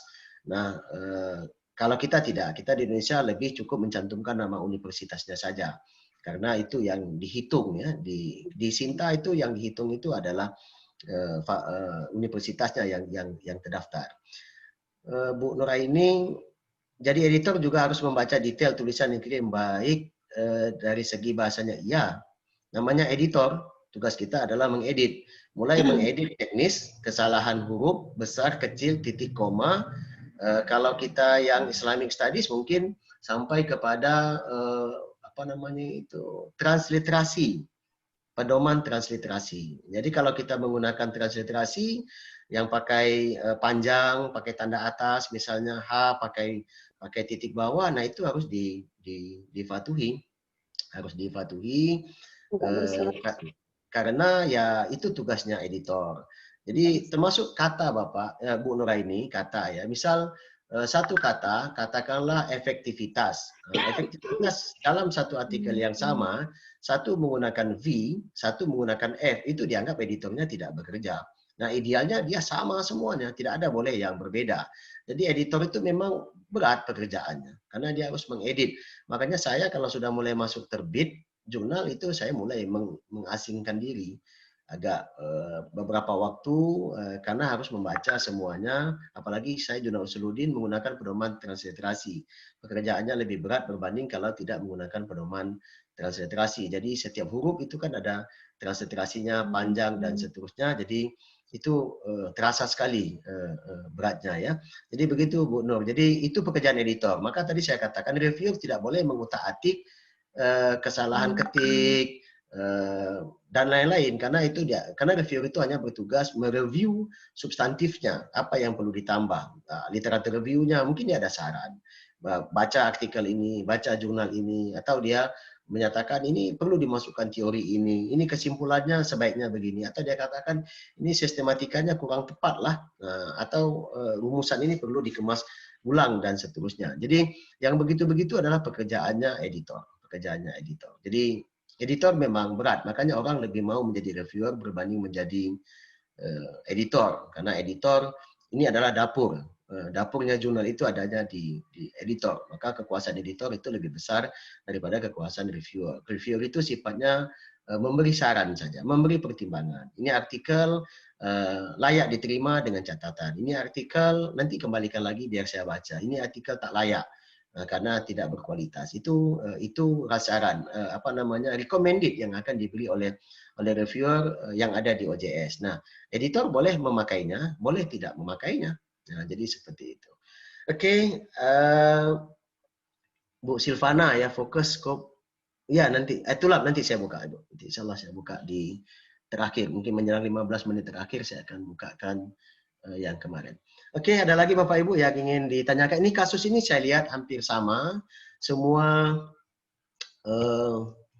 jurnal. Ya, jadi memang kelemahannya kita belum bisa menampilkan itu tadi literatur review-nya belum kelihatan, sehingga tidak nampaklah kebaruan riset ini.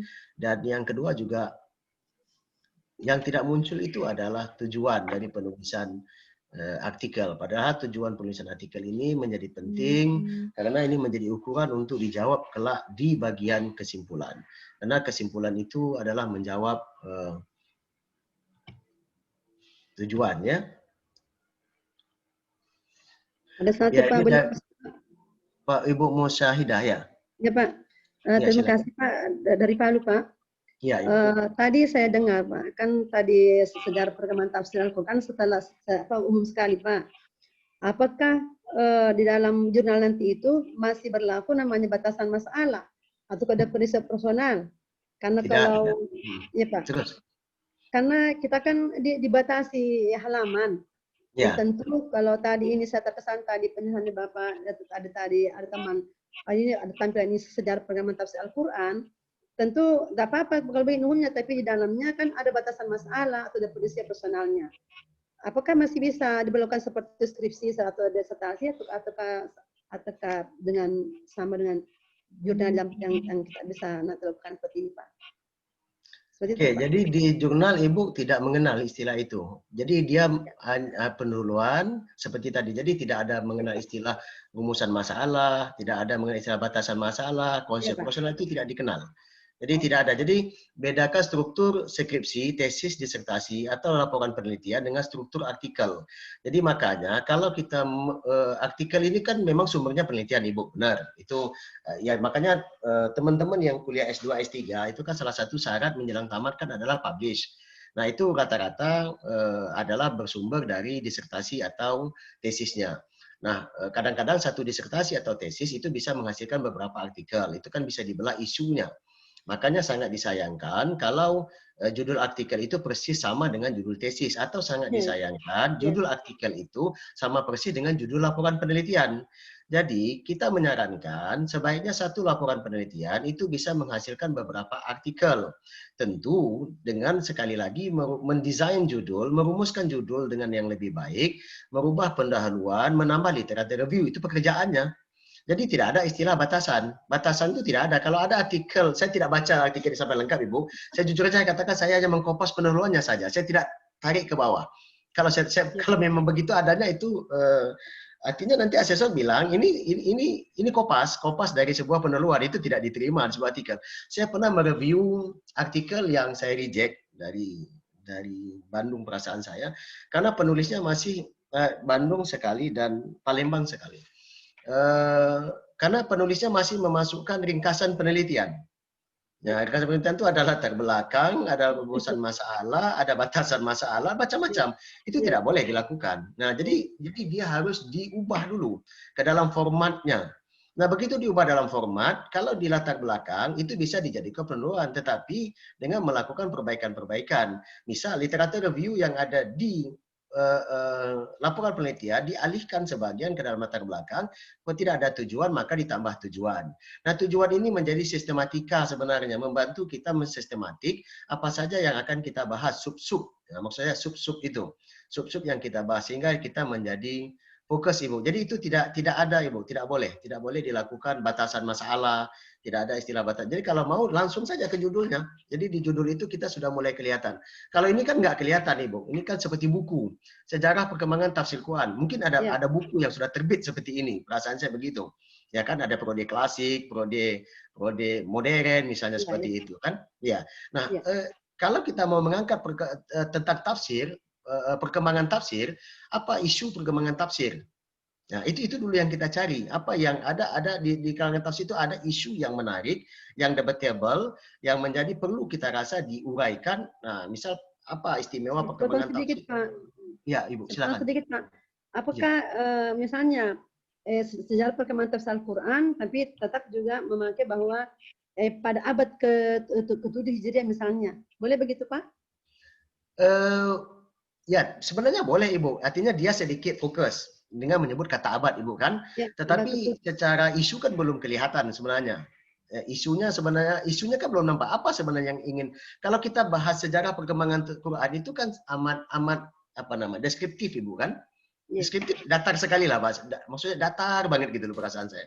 Jadi tidak ada dilema problemanya belum tampak. Nah, jadi misal apa yang istimewa pada abad itu barangkali. Nah, itu yang perlu dicari. Nah, itu yang di highlight, Ibu. Nah, highlight judul ini kadang-kadang orang melihat judul saja walaupun isinya bagus, begitu judulnya dikemas dengan kurang bagus orang menjadi tidak menarik. Nah, kadang-kadang Ibu editor tak mau baca isi. Judul seperti ini dia tak malas baca isi. Jadi kita harus mengemas judul dulu. Judul ini kan tampilan wajah ini, Ibu. Nah, wajah ini kalau lah menarik kan orang senang. Jadi oleh karena itu kadang-kadang editor itu tidak mau baca lengkap, ditengok judul saja seperti ini, sudahlah, ini tidak menarik. Tapi kalau kita kemas judulnya dengan menarik, isinya tak menarik, tapi membuat orang sudah mulai membaca. Dan sekarang tugas kita adalah bagaimana membuat orang mau membaca gitu dulu. Mau membaca dulu. Tapi kalau lihat ini kan judulnya datar banget gitu loh. Tinggal Ibu cari isunya, apa abad kesekian. Abad kesekian itu apa namanya perkembangan yang menarik di dunia tafsir misalnya. Nah, itu yang di highlight, Ibu, di judul. Di highlight. Meng-highlight judul itu kan seperti itu, ada sesuatu yang kelihatan kan sebagai key concept. Nah, ini kan tidak ada key concept utama. Ya, perkembangan tafsir Al-Qur'an itu kan semuanya kalimat yang tidak key concept, umum-umum gitu kan. Tidak spesifik banget gitu loh. Tapi mungkin ada perdebatan apa, ada peristiwa apa terjadi pada masa itu sehingga ini layak kita menjadikan isu yang ditulis. Nah, ini memang sekali lagi kita memang membaca dulu, tapi paling tidak batasan-batasan harus jelas. Kalau ini kan orang biasa menulis juga klasik, modern, paling tidak batasinya minim begitu, tidak terlalu umum yang seperti ini. Jadi ada batas-batas seperti yang Ibu katakan tadi lah pada abad-abad tertentu. Oke, Bu Musyahidah, hilang barangkali. Oke, ini dari untuk penerbitan itu idealnya berapa kali dan bagaimana strategi sebelum penerbitan? Maaf, oke. Penerbitan itu sekurang-kurangnya 2 kali dalam setahun. Jadi tahun disebut dengan volume, nomor atau isu. Jadi volume 1 nomor 1, volume 1 nomor 2. Itu jangan salah. Jadi pol itu maknanya tahun. Jadi kalau satu jurnal sudah volume 12, itu kita sudah tahu usianya berarti 12 tahun. Kalau tidak terjadi kesalahan dalam memberi nomor volume. Ada kesalahan, ada. Jurnal saya punya kesalahan. Pengelola sebelumnya. Dan itu saya sudah surati IP dulu. Sudah saya surati. Karena dulu dibuat satu nomor satu volume. Satu nomor satu volume. Itu satu kesalahan. Ya, kita tidak bisa merubah apapun yang sudah berlalu. Tugas kita adalah membaiki yang akan datang. Jadi saya tidak membaiki, saya ikuti saja. Jadi dia lebih tua daripada usianya karena kesalahan dalam memberi nomor volume. Ya, sekarang volume saya itu 28 yang seharusnya paling baru 24. Nah, jadi ada 2 kali kesalahan dalam memberi nomor. Jadi sekurang-kurangnya 2, tidak boleh 1. Jadi satu volume itu sekurang-kurangnya. Kalau 1 dia tidak boleh diakreditasi. Nah, 2 saja Bapak. Jadi 2 itu per 6 bulanan. Ada yang mengambil Juni, Desember, ada yang mengambil Februari, ada yang mengambil Maret, itu terserahlah. Oke, kasus misalnya tulisan sesuai skop hanya 4 dan kurang 1 lagi hingga harus mengambil tulisan yang tidak layak. Untuk tahap-tahap awal mungkin bolehlah dilakukan Bapak. Untuk tahap-tahap awal. Tetapi sekali lagi sejalan dengan waktu kita harus menuju ke arah yang lebih baik. Ini biasa dilakukan. Rata-rata jurnal mengalami hal-hal seperti ini karena kekurangan artikel. Jadi yang sudahlah. Jadi yang ke depan yang perlu kita perbaiki. Mungkin jalannya ya apakah kalau masih dalam satu rumpun skopnya mungkin masih bisa ditambah. Oke, silakan ada lagi yang lain?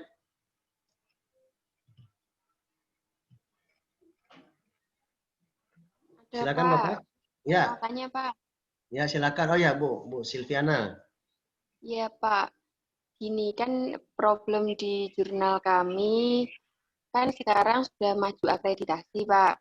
Ya, otomatis terbitan yang bulan September kemarin harusnya sudah terbit September, tapi memang benar-benar saya mulai dari awal, dari proses reviewer, kemudian editor, plagiasi. Nah, itu baru 3 artikel, Pak. Yang 2 artikel itu sudah ada artikelnya, tapi belum selesai untuk proses review, editor, dan lain-lain. Menurut jenengan, lebih baik saya terlambat terbit atau saya terbitkan apa adanya, Pak? Edisi September kami ya? Yang terbitan iya, sudah September, Pak. Hemat kami September ini nanti kita ajukan sebagai reakreditasi gitu loh, Pak.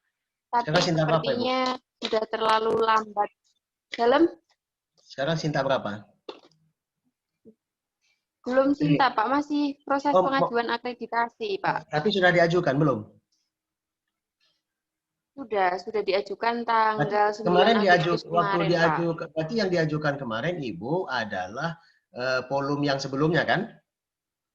Bukan edisi September. Volume yang sebelumnya. Artinya yang akan nilai tentu volume sebelumnya. Nah, pilihannya memang 2 ya Ibu ya. Jadi memang delay itu juga tidak baik. Ada strategi memang mengatasi delay, tapi kalau artikelnya sudah settle, yaitu dengan cara mempublish abstrak. Ya, mempublish abstrak itu biasa dilakukan. Misal kita dalam proses editing, artikelnya sudah ada, tapi editingnya belum selesai, misalnya kan Ibu ya, atau layoutnya belum selesai. Terus bagaimana mengatasi delay supaya tidak keluar dari bulan September? Biasa orang melakukan publish abstrak. Jadi abstrak dipublish, daftar isi dipublish, itu nanti setelah selesai baru dipublish dalam full text. Itu biasa itu ada dilakukan oleh beberapa jurnal. Nah, yang kedua sebenarnya keterlambatan itu tetap mendapat poin, Ibu. Kemarin saya tidak ingat apakah Pak Faisal menyampaikan atau tidak. Tidak ada yang hilang poinnya. Jadi bukan hilang keseluruhan, Ibu. Jadi kalau kita delay, kita mungkin mendapat poin 1. Nah, kalau tepat waktu bisa mendapat poin 2, saya tidak pasti, saya tidak hafal maksud saya, tapi itu ada di dalam penilaian, itu masuk kategori manajemen, bukan masuk kategori konten. Itu kemarin mungkin disampaikan oleh Pak Faisal. Nah, kalau Ibu yakin artikel itu membaik, jadi nilai tidak ada masalah, Ibu. Jadi yang kurang hanya satu aspek, yaitu aspek ketepatan waktu penerbitan. Yang lainnya tidak hilang. Ya, pilihan lain adalah Ibu publish saja, tetapi jangan re-nya untuk dilakukan yang bulan 9. Re-nya nanti dilakukan yang bulan tahun depan. Kan untuk re itu cukup 1 nomor, Ibu. Iya. Nah, jadi jangan bulan 9 dijadikan target re, jadikan target re itu adalah yang tahun depan. Artinya mundurlah satu semester begitu kan? Ya, jadi itu pilihannya. Kalau Ibu tetap kalau kita yakin artikel ini bagus, proses bisnisnya juga bagus dan ingin melakukan re dengan edisi September boleh. Ada yang hilang ada, tapi tidak banyak poinnya. Tidak banyak poinnya. Ya itu poin ketepatan. Kalau tidak lengkap nanti kapan-kapan saya akan displaykan penilaian itu. Yang biar nanti mungkin pembahasan keempat daftar kepustakaan itu kan tidak banyak ya teman-teman Bapak Ibu semuanya. Saya akan coba displaykan semua penilaian dari manajemen sampai konten secara berkeseluruhan biar kita kelihatan kan. Ya, jadi tidak banyak, tidak ada masalah. Jadi artinya kita mengalah pada satu aspek tetapi kita mengambil pada aspek yang lain. Itu mungkin sekali dilakukan Ibu. Jadi di dalam pilihan ketepatan waktu itu 80% tepat waktu, di bawah 80% tepat waktu. Jadi nilainya masih ada. Masih ada. Jadi kalau Ibu September, terbit diperkirakan Oktober atau November, itu tetap nilai hitungannya. Tapi tidak ada masalah. Tidak ada masalah. Karena itu bisa lihat daripada record. Jadi artinya kita hilang 1 poin lah. Hilang 1 poin. Ya, hilang 1 poin memang rugi, betul.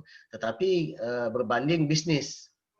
Sebab bisnis itu nilainya lebih tinggi kalau terkejarkan. Jadi kita hitung-hitung dagang sepertinya Ibu akhirnya. Memang begitu, mau tidak mau. Iya. Nah, jadi tapi nanti sesi keempat, sesi keempat kepustakaan nanti karena tidak begitu berat sesi itu nanti saya akan coba tampilkan yang saya sebut tadi, display semua penilaian mulai daripada manajemen sampai kepada konten biar kita betul-betul memahami keseluruhan sekali jalan. Kalau ini kan terpisah ini, saya memberi poin-poin penilaian kan terpisah mengikut mengikut tema-tema yang disusun oleh tim.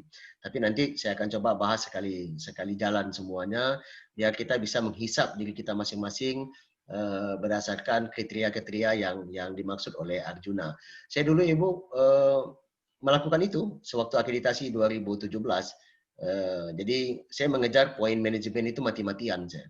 Dan akhirnya alhamdulillah dapat pada waktu itu. Jadi kita punya hitung-hitung sendiri dan kalau kita hitung dengan cara yang baik dan benar insya Allah terkejar. Jadi ada sisi-sisi yang kita kurang, tetapi ada sisi-sisi yang wajib kita dapat dengan cara yang penuh. Jadi ini macam berdagang memang teorinya begitu. Oke, silakan ada Bapak Ibu yang lain. Ya, terima kasih Pak. Ya Bu Silviana. Ada lagi? Silakan. Assalamualaikum Pak. Ya. Siapa tuh? Ya. Catur Pak. Oh Catur ya Catur. Ya Pak. Assalamualaikum warahmatullahi wabarakatuh. Assalamualaikum warahmatullahi wabarakatuh. Pak tadi kan disebutkan kalau referensi itu kalau sains itu 5 tahun ke bawah. Iya. Nah, tapi ada misalnya kayak metode dengan rumus-rumus tertentu itu kan tahunnya tuh jauh Pak, ke bawah sekali Pak. Ya, oke. Nah itu cara tim Jusivo ini menyampaikan agar author tuh mengerti Pak, misalnya artikel yang tahun ini boleh masuk, tetapi misalnya untuk literatur review itu harus tahun ke depan misalnya, harus di atas 5 tahun itu Pak. Gimana Pak? Apa namanya Pak? Jadi memang desain, mengapa kok orang sains kayaknya lebih sepakat dengan tahun yang lebih ketat, karena ini kan Pak Catur paham banget kan, sains ini kan macam perputaran matahari, siang malam berganti dia kan. Belum merusak HP kita lah keluar HP baru kan begitu Pak Catur. Ya, jadi begitu cepatnya perubahan di dunia sains, maka bayangannya artikel-artikel itu terbit begitu dinamis. Nah, yang dimaksud dengan 5 tahun atau 10 tahun itu adalah di literatur review, bukan di buku babonnya. Jadi kalau rumus-rumus itu didapat di buku-buku teks yang memang itu begitulah buku teks babon, itu tidak ada problem. Dan itu kan ada rentang 20% Bapak. Itu kalau kita ingin mengambil poin maksimal. Poin maksimalnya kan 80%. Tapi setidak-tidak kita bisa berada di poin 2. Poin 2 itu adalah di bawah 80%, 40 sampai 80. Itu juga kalau nggak salah saya angkanya 2. Nanti kita lihat di sesi ke depan. Jadi kita menyarankan, kita sarankan kepada penulis supaya artikel-artikel yang dirujuk untuk literature review adalah artikel-artikel 5 tahun terakhir, itu biasa saja. Dan itu boleh ditulis di author guideline. Jadi sehingga penulis itu memang sudah membaca, kecuali untuk hal-hal tertentu, ya mungkin rumus-rumus tertentu ya memang kalau dia sudah ada sejak klasik itu tidak ada problem dirujuk di buku-buku klasik. Jadi tidak juga mati sebenarnya Pak Catur, tidak begitu. Jadi yang dimaksud dengan gimana? Namanya apa Pak? Penyebutan misalnya untuk pengecualian itu Pak di author guideline. Oh ya, disebut kalau di agama itu disebutkan kitab turos misalnya. Kitab turos itu kitab hadis, itu kitab turos. Mungkin kitab-kitab ditulis oleh para ulama itu kita sebut dengan kitab turos. Di buku-buku sejarah itu pengecualian. Arkeologi itu pengecualian. Habis itu naskah-naskah itu pengecualian. Nah ini bisa dijadi mungkin apa namanya buku utama itu apa istilahnya Pak Catur, kalau di kita itu buku rujukan utama yang klasik itu apa namanya? Itu istilah yang dipakai. Apa namanya itu ya? Buku teks lah barangkali paling tidak. Itu yang dikecualikan misalnya. Kecuali tapi yang disebut dengan 5 tahun itu adalah isunya. Misal ini berbicara tentang perkembangan IT, bla bla bla bla.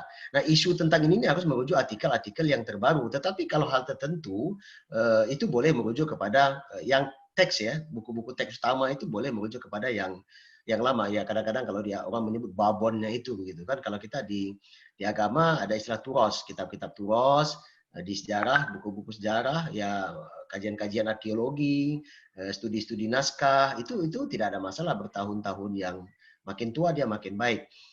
Saya tidak pasti namanya, tapi paling tidak bisa menggunakan buku-buku apalah ya, kalau desain itu namanya yang lebih tepat gitu kan. Nanti saya coba tengokkan gitu kalau ada begitu Pak. Jadi itu boleh Pak Catur ya, tidak ada problem sebenarnya. Bisa disebutkan. Satu lagi Pak, ya, mau silakan. tanya. Kan ini Pak, kan kami menggunakan Turnitin. Oh ya. Untuk similarity-nya. Nah, kalau biasanya kami itu tetap memasukkan referensinya Pak. Iya nggak apa-apa.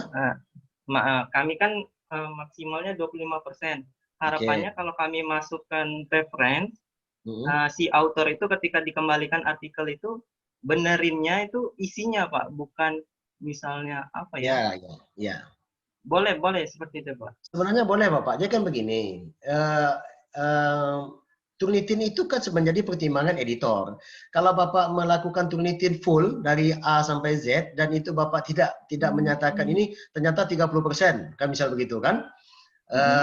Tidak di reject karena itu masuk kepada apa namanya daftar pustakanya masuk begitu loh.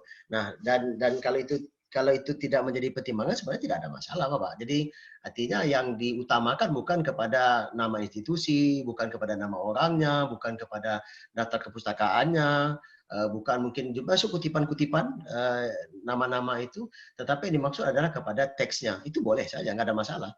Tidak ada problem yang seperti ini kan sebenarnya bergantung keputusan editor. Ya, tergantung editornya saja. Tapi ada kadang-kadang kan orang tidak melihat lebih detail seperti yang saya katakan. Begitu lihat 25% apapun isinya reject. Nah, kan ada yang seperti itu Bapak.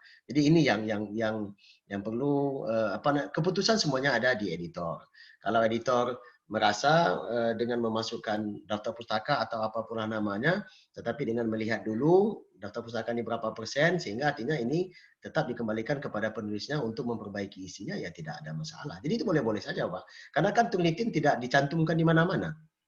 Tidak dicantumkan di jurnal, jadi tidak ada pemeriksaan tentang Turnitin. Turnitin itu adalah apa namanya yang kita sebagai panduan kita mengatasi jangan sampai ada gugatan-gugatan di kemudian hari. Saya pernah mengalami itu, tetapi itu bukan di jurnal Usuluddin, di jurnal yang lain. Pernah mengalami, tapi mengalami kayaknya di kasus yang ini. Kasusnya pertanyaannya Pak Abu Siri. saya jelaskan. Jadi itu gunanya, jangan ada komplain-komplain di kemudian hari. Apalagi sekarang kan kenaikan pangkat itu ada kaitannya dengan Turnitin. Nah, jadi sebelum orang naik pangkat kan berkasnya harus melalui Turnitin dulu. Jadi itu berguna sekali sebenarnya untuk membantu secara keseluruhan, bukan hanya kepada jurnal tetapi juga kepada penulis sendiri. Begitu dia terbit dan artikel ini dipakai digunakan naik pangkat, maka kepegawaian itu meminta artikel itu dilakukan uji Turnitin dulu. Ya, jadi Turnitin itu tidak ada problem, Bapak mau laku penuh, tak lakukan penuh, karena itu tidak ada pemeriksanya. Berbeda mungkin kalau penelitian Litap Dimas. Nah, kalau penelitian Litap Dimas itu kan kita lampirkan hasil Turnitinnya, itu bisa dicek orang. Ya, sehingga itu bisa ketahuan apakah kita melakukan Turnitin itu dengan cara yang baik atau dengan cara yang bermasalah, kan begitu Pak Catur ya? Ya, oke. Terima kasih ya Pak. Ya, ini dari Pak Abu Siri. Kalau ada artikel pada volume sebelum 3 tahun terakhir ternyata sudah dimuat di jurnal lain dan belum sempat ditarik, apakah berpengaruh pada proses pengajuan akreditasi? Kalau ini masuk artikel yang diajukan dan sempat kedapatan oleh asesor, ini pengaruh. Ini pengaruh. Apalagi kalau terjadi yang terbitnya duluan tempat orang berbanding tempat kita. Ini pengaruh. Tapi kalau ini tidak dijadikan sebagai yang diajukan, 4 nomor terakhir, itu di dalam penilaian tidak pengaruh selama tidak ada aduan. Nah, kalau ada aduan baru bermasalah dia. Ya, kalau ada aduan dia bermasalah. Jadi seperti itu. Jadi asesor biasa mencek, termasuk mencek Turnitin itu Pak Catur, itu asesor juga melakukannya. Itu dilakukan oleh asesor, termasuk ini kalau ini kedapatan ini disebut dengan ada disinsentifnya. Kalau ada plagiasi itu disinsentifnya 15 poin perasaan saya. 15 poin. Hati-hati terhadap ini. Jadi kalau andai kata ini diajukan, mungkin ada baiknya ditarik gitu kan. Tapi kalau ini tidak diajukan, ya kalau tidak ada aduan, ceritanya lebih kepada pribadi penulis dengan editor. Dan kami pernah terjadi yang seperti ini dan akhirnya berdamai dengan penulisnya, melakukan perdamaian antara yang menulis. Tapi ini kasusnya kan penulis yang sama barangkali ya. Terakhir sudah ya ini penulis yang sama. Ini penulisnya yang bermasalah. Makanya kita sebagai editor harus meminta surat pernyataan. Surat pernyataan ke penulis bahwasanya artikel ini belum pernah dimuat atau sedang diproses di jurnal manapun. Itu gunanya. Nah, supaya editor tidak masalah gitu ya. Jadi begitu artikel akan terbit, kita kirimkan surat pernyataan kepada penulis. Nah, jadi gunanya itu tadi untuk mengatasi hal-hal seperti ini. Yang begini banyak, kasus begini banyak. Ada banyak orang yang begini. Sampai hari ini kalau kita di grup-grup itu menemukan yang seperti ini. Kemarin saya katakan kasus Kafaah ya, Sinta 2 di Padang. Ya ada artikel yang seperti ini akhirnya ditarik. Di retrum kan, ditarik dari itu merugikan jurnal kita sendiri. Ya mungkin seharusnya apalagi kalau terbitannya pas-pasan 5, ditarik 1 kan tinggal 4. Nah, ini masalah yang dialami. Jadi hati-hati yang seperti ini, kalau ketahuan ada baiknya ditarik, kecuali kita tidak tahu pasti. Kalau tahu pasti ya dibuat penarikan. Ya tapi di Google Scholar-nya biasanya tetap tidak terhapus juga. Jadi kami sudah pernah menarik dan menghilangkan di portal jurnal, tapi di tempat lain dia tetap masih ada karena itu bukan wilayah kita untuk menghilangkannya. Oke, ada lagi? Masih ada waktu 10 menit ya Pak Fadil ya? Ya Pak, ini yang tadi mengenai Turnitin, apakah dalam proses akreditasi juga asesor itu ada nilai untuk itu Pak? Misalnya presentasi similaritasnya itu ada poin dalam akreditasi. Terus dalam poin akreditasi tidak ada penilaian khusus tentang itu, tidak ada. Tapi kadang-kadang asesor melakukannya untuk memastikan jangan ada hal-hal yang terlalu parah. Jadi ada yang melakukannya, ada yang tidak, tapi tidak semua melakukannya Pak. Jadi secara khusus tidak ada poin tersendiri. Yang ada itu adalah yang plagiarism itu disinsentif, jadi bukan poin ya, disinsentif namanya malah. Jadi kalau terdapat satu artikel yang terbit di tempat lain diterbitkan di tempat kita, nah itu disinsentif dia. Plagiar itu kan artinya, atau apalagi mengambil artikel orang menggantikan nama yang disebut dengan plagiarism itu disinsentif dia Bapak. Nah, jadi dia lebih kepada disinsentif. 15 poin perasaan saya, parah itu tinggi angkanya. Untuk mendapat 15 poin itu bukan mudah. Jadi kalau kita dapat 60 kurang 15 tinggal 45. Dari Sinta 3 langsung anjlok ke Sinta 4. Nah, jadi seperti itu. Jadi ada diinsentif istilahnya di Arjuna itu apabila terdapat yang plagiarism seperti tadi. Ya ini kasusnya ya bisa kasus terbit di apa namanya, bisa kasus punya orang yang kita ambil plagiat dalam artian parah ya, itu ada disinsentif itu. Jadi ada tuh Pak Fadil, bukan penilaian yang baik tapi penilaian yang tidak baik, diinsentif. Jadi tidak ada poin. Jadi makanya ada yang melakukan, ada yang tidak melakukan, tapi apa namanya itu kalau terlalu tinggi kadang dibahas, kadang-kadang kan walaupun tadi kita tidak melampirkan teliti, tapi kita perlu melakukannya supaya aman ya, aman daripada disinsentif tersebut gitu kan. Jadi similarity memang tidak identik dengan plagiarism. Jadi mereka tidak bicara similarity, mereka bicara plagiarism gitu loh. Jadi similarity tidak identik kepada plagiarism. Similarity itu kan sebagai upaya kita melacak. Ya, jangan-jangan dia plagiarism begitu kan, itu yang terjadi. Kalau data pustaka itu kan bukan plagiarism, karena kita merujuk buku yang sama, macam mana pula caranya untuk menyebut kepada buku yang berbeda kan? Oke, gimana Pak Fadil? Ya Pak, mengenai disinsentif itu Pak. Ya. Kita mengikatnya dengan LO ya Pak ya. Ya. Misalnya saya punya pengalaman Pak. Kebetulan saya sebagai penulis. Ya. Saya mengirim artikel ke salah satu jurnal. Itu 1 tahun berlalu tidak ada info. Saya coba kontak, saya coba email, tak juga dibalas-balas, tak juga dijawab. Jadi saya agak bingung juga gitu. Bingung juga. Maksudnya saya ingin menarik juga, mereka juga tidak ada respon. Saya ingin mengirimkan ke tempat lain, bimbang juga gitu Pak. Jadi gimana? Jadi memang inilah, jadi editor ini seharusnya memang seperti yang Bapak katakan. Ya, saya juga hampir setiap hari di WA orang dan saya tetap menjawab karena itu tadi, saya tidak ingin para penulis apa namanya ya, melakukan hal-hal yang seperti tadi. Dia submit tempat kita, dia submit di tempat yang lain.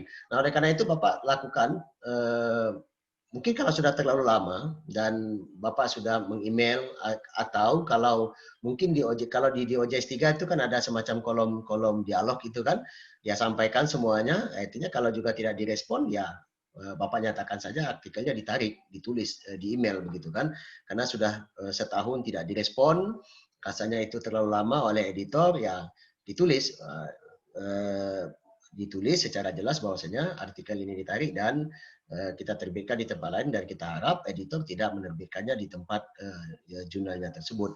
Jadi kalau terjadi sesuatu di kemudian hari kan kita ada bukti bahwasanya kita sudah melakukan komunikasi, hanya saja pihak editor jurnal tersebut tidak membalasnya dan itu ada dilakukan orang.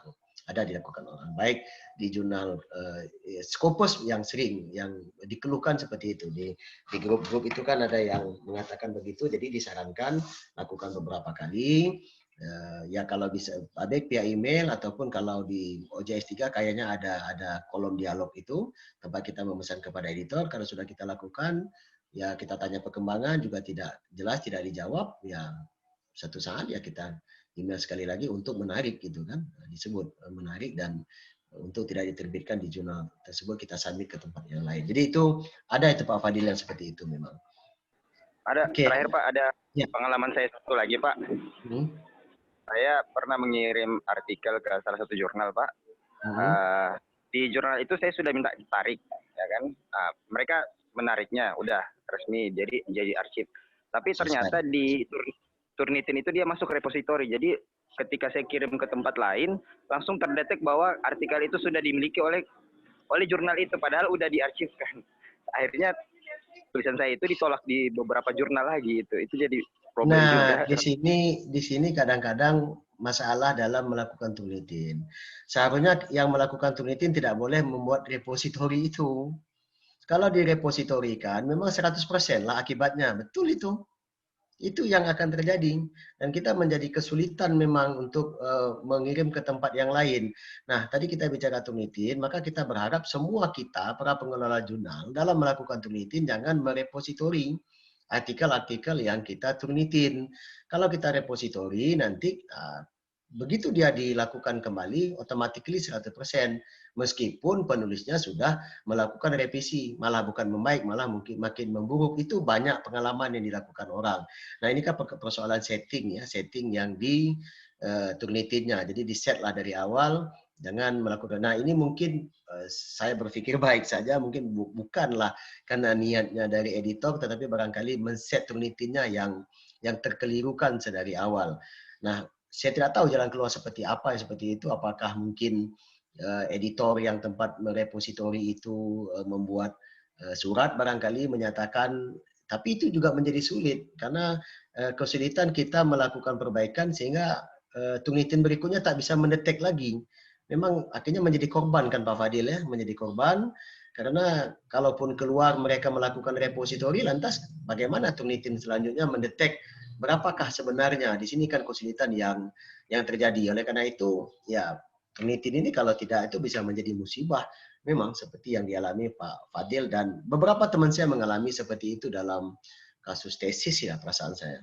Jadi tesis awalnya di Turnitin, di repositori, diperbaiki, malah hasil perbaikannya bukan tambah baik, malah bertambah jelek gitu kan.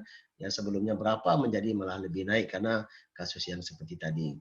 Jadi ya ini pengalaman buat, terima kasih Pak Fadil, pengalaman buat kita semua dan teman-teman.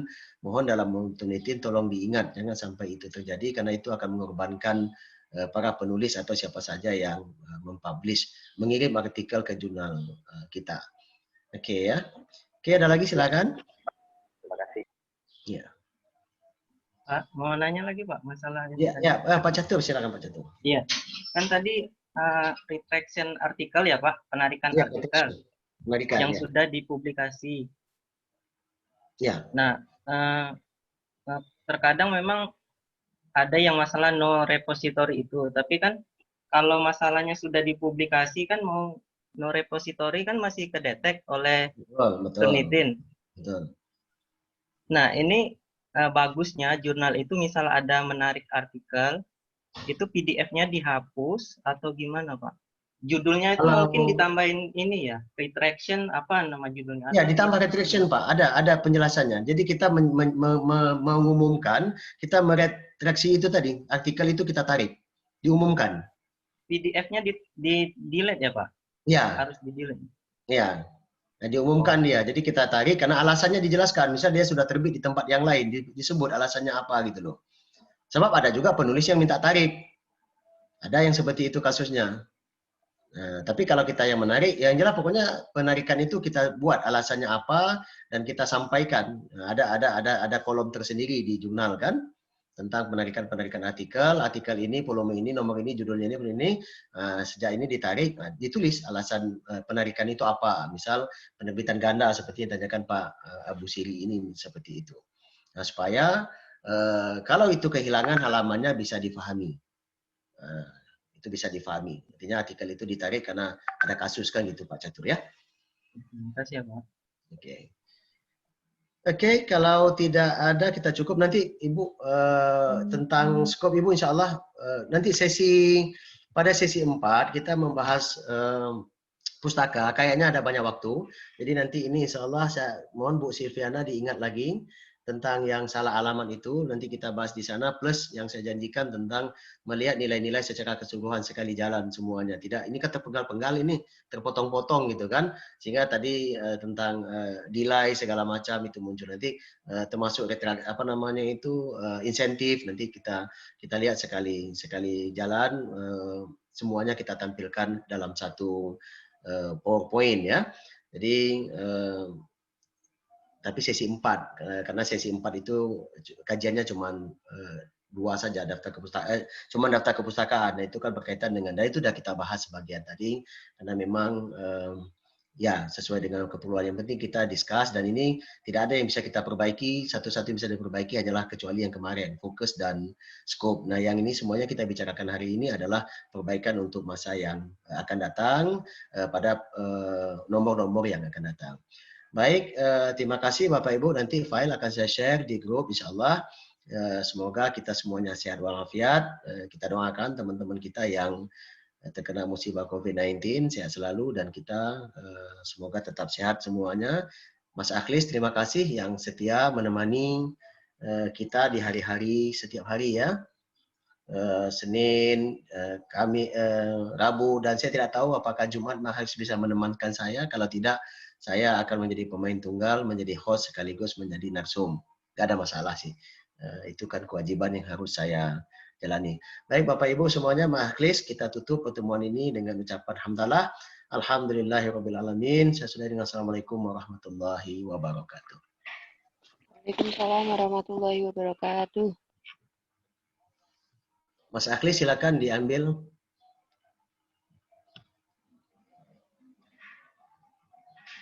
Mas Akhlis?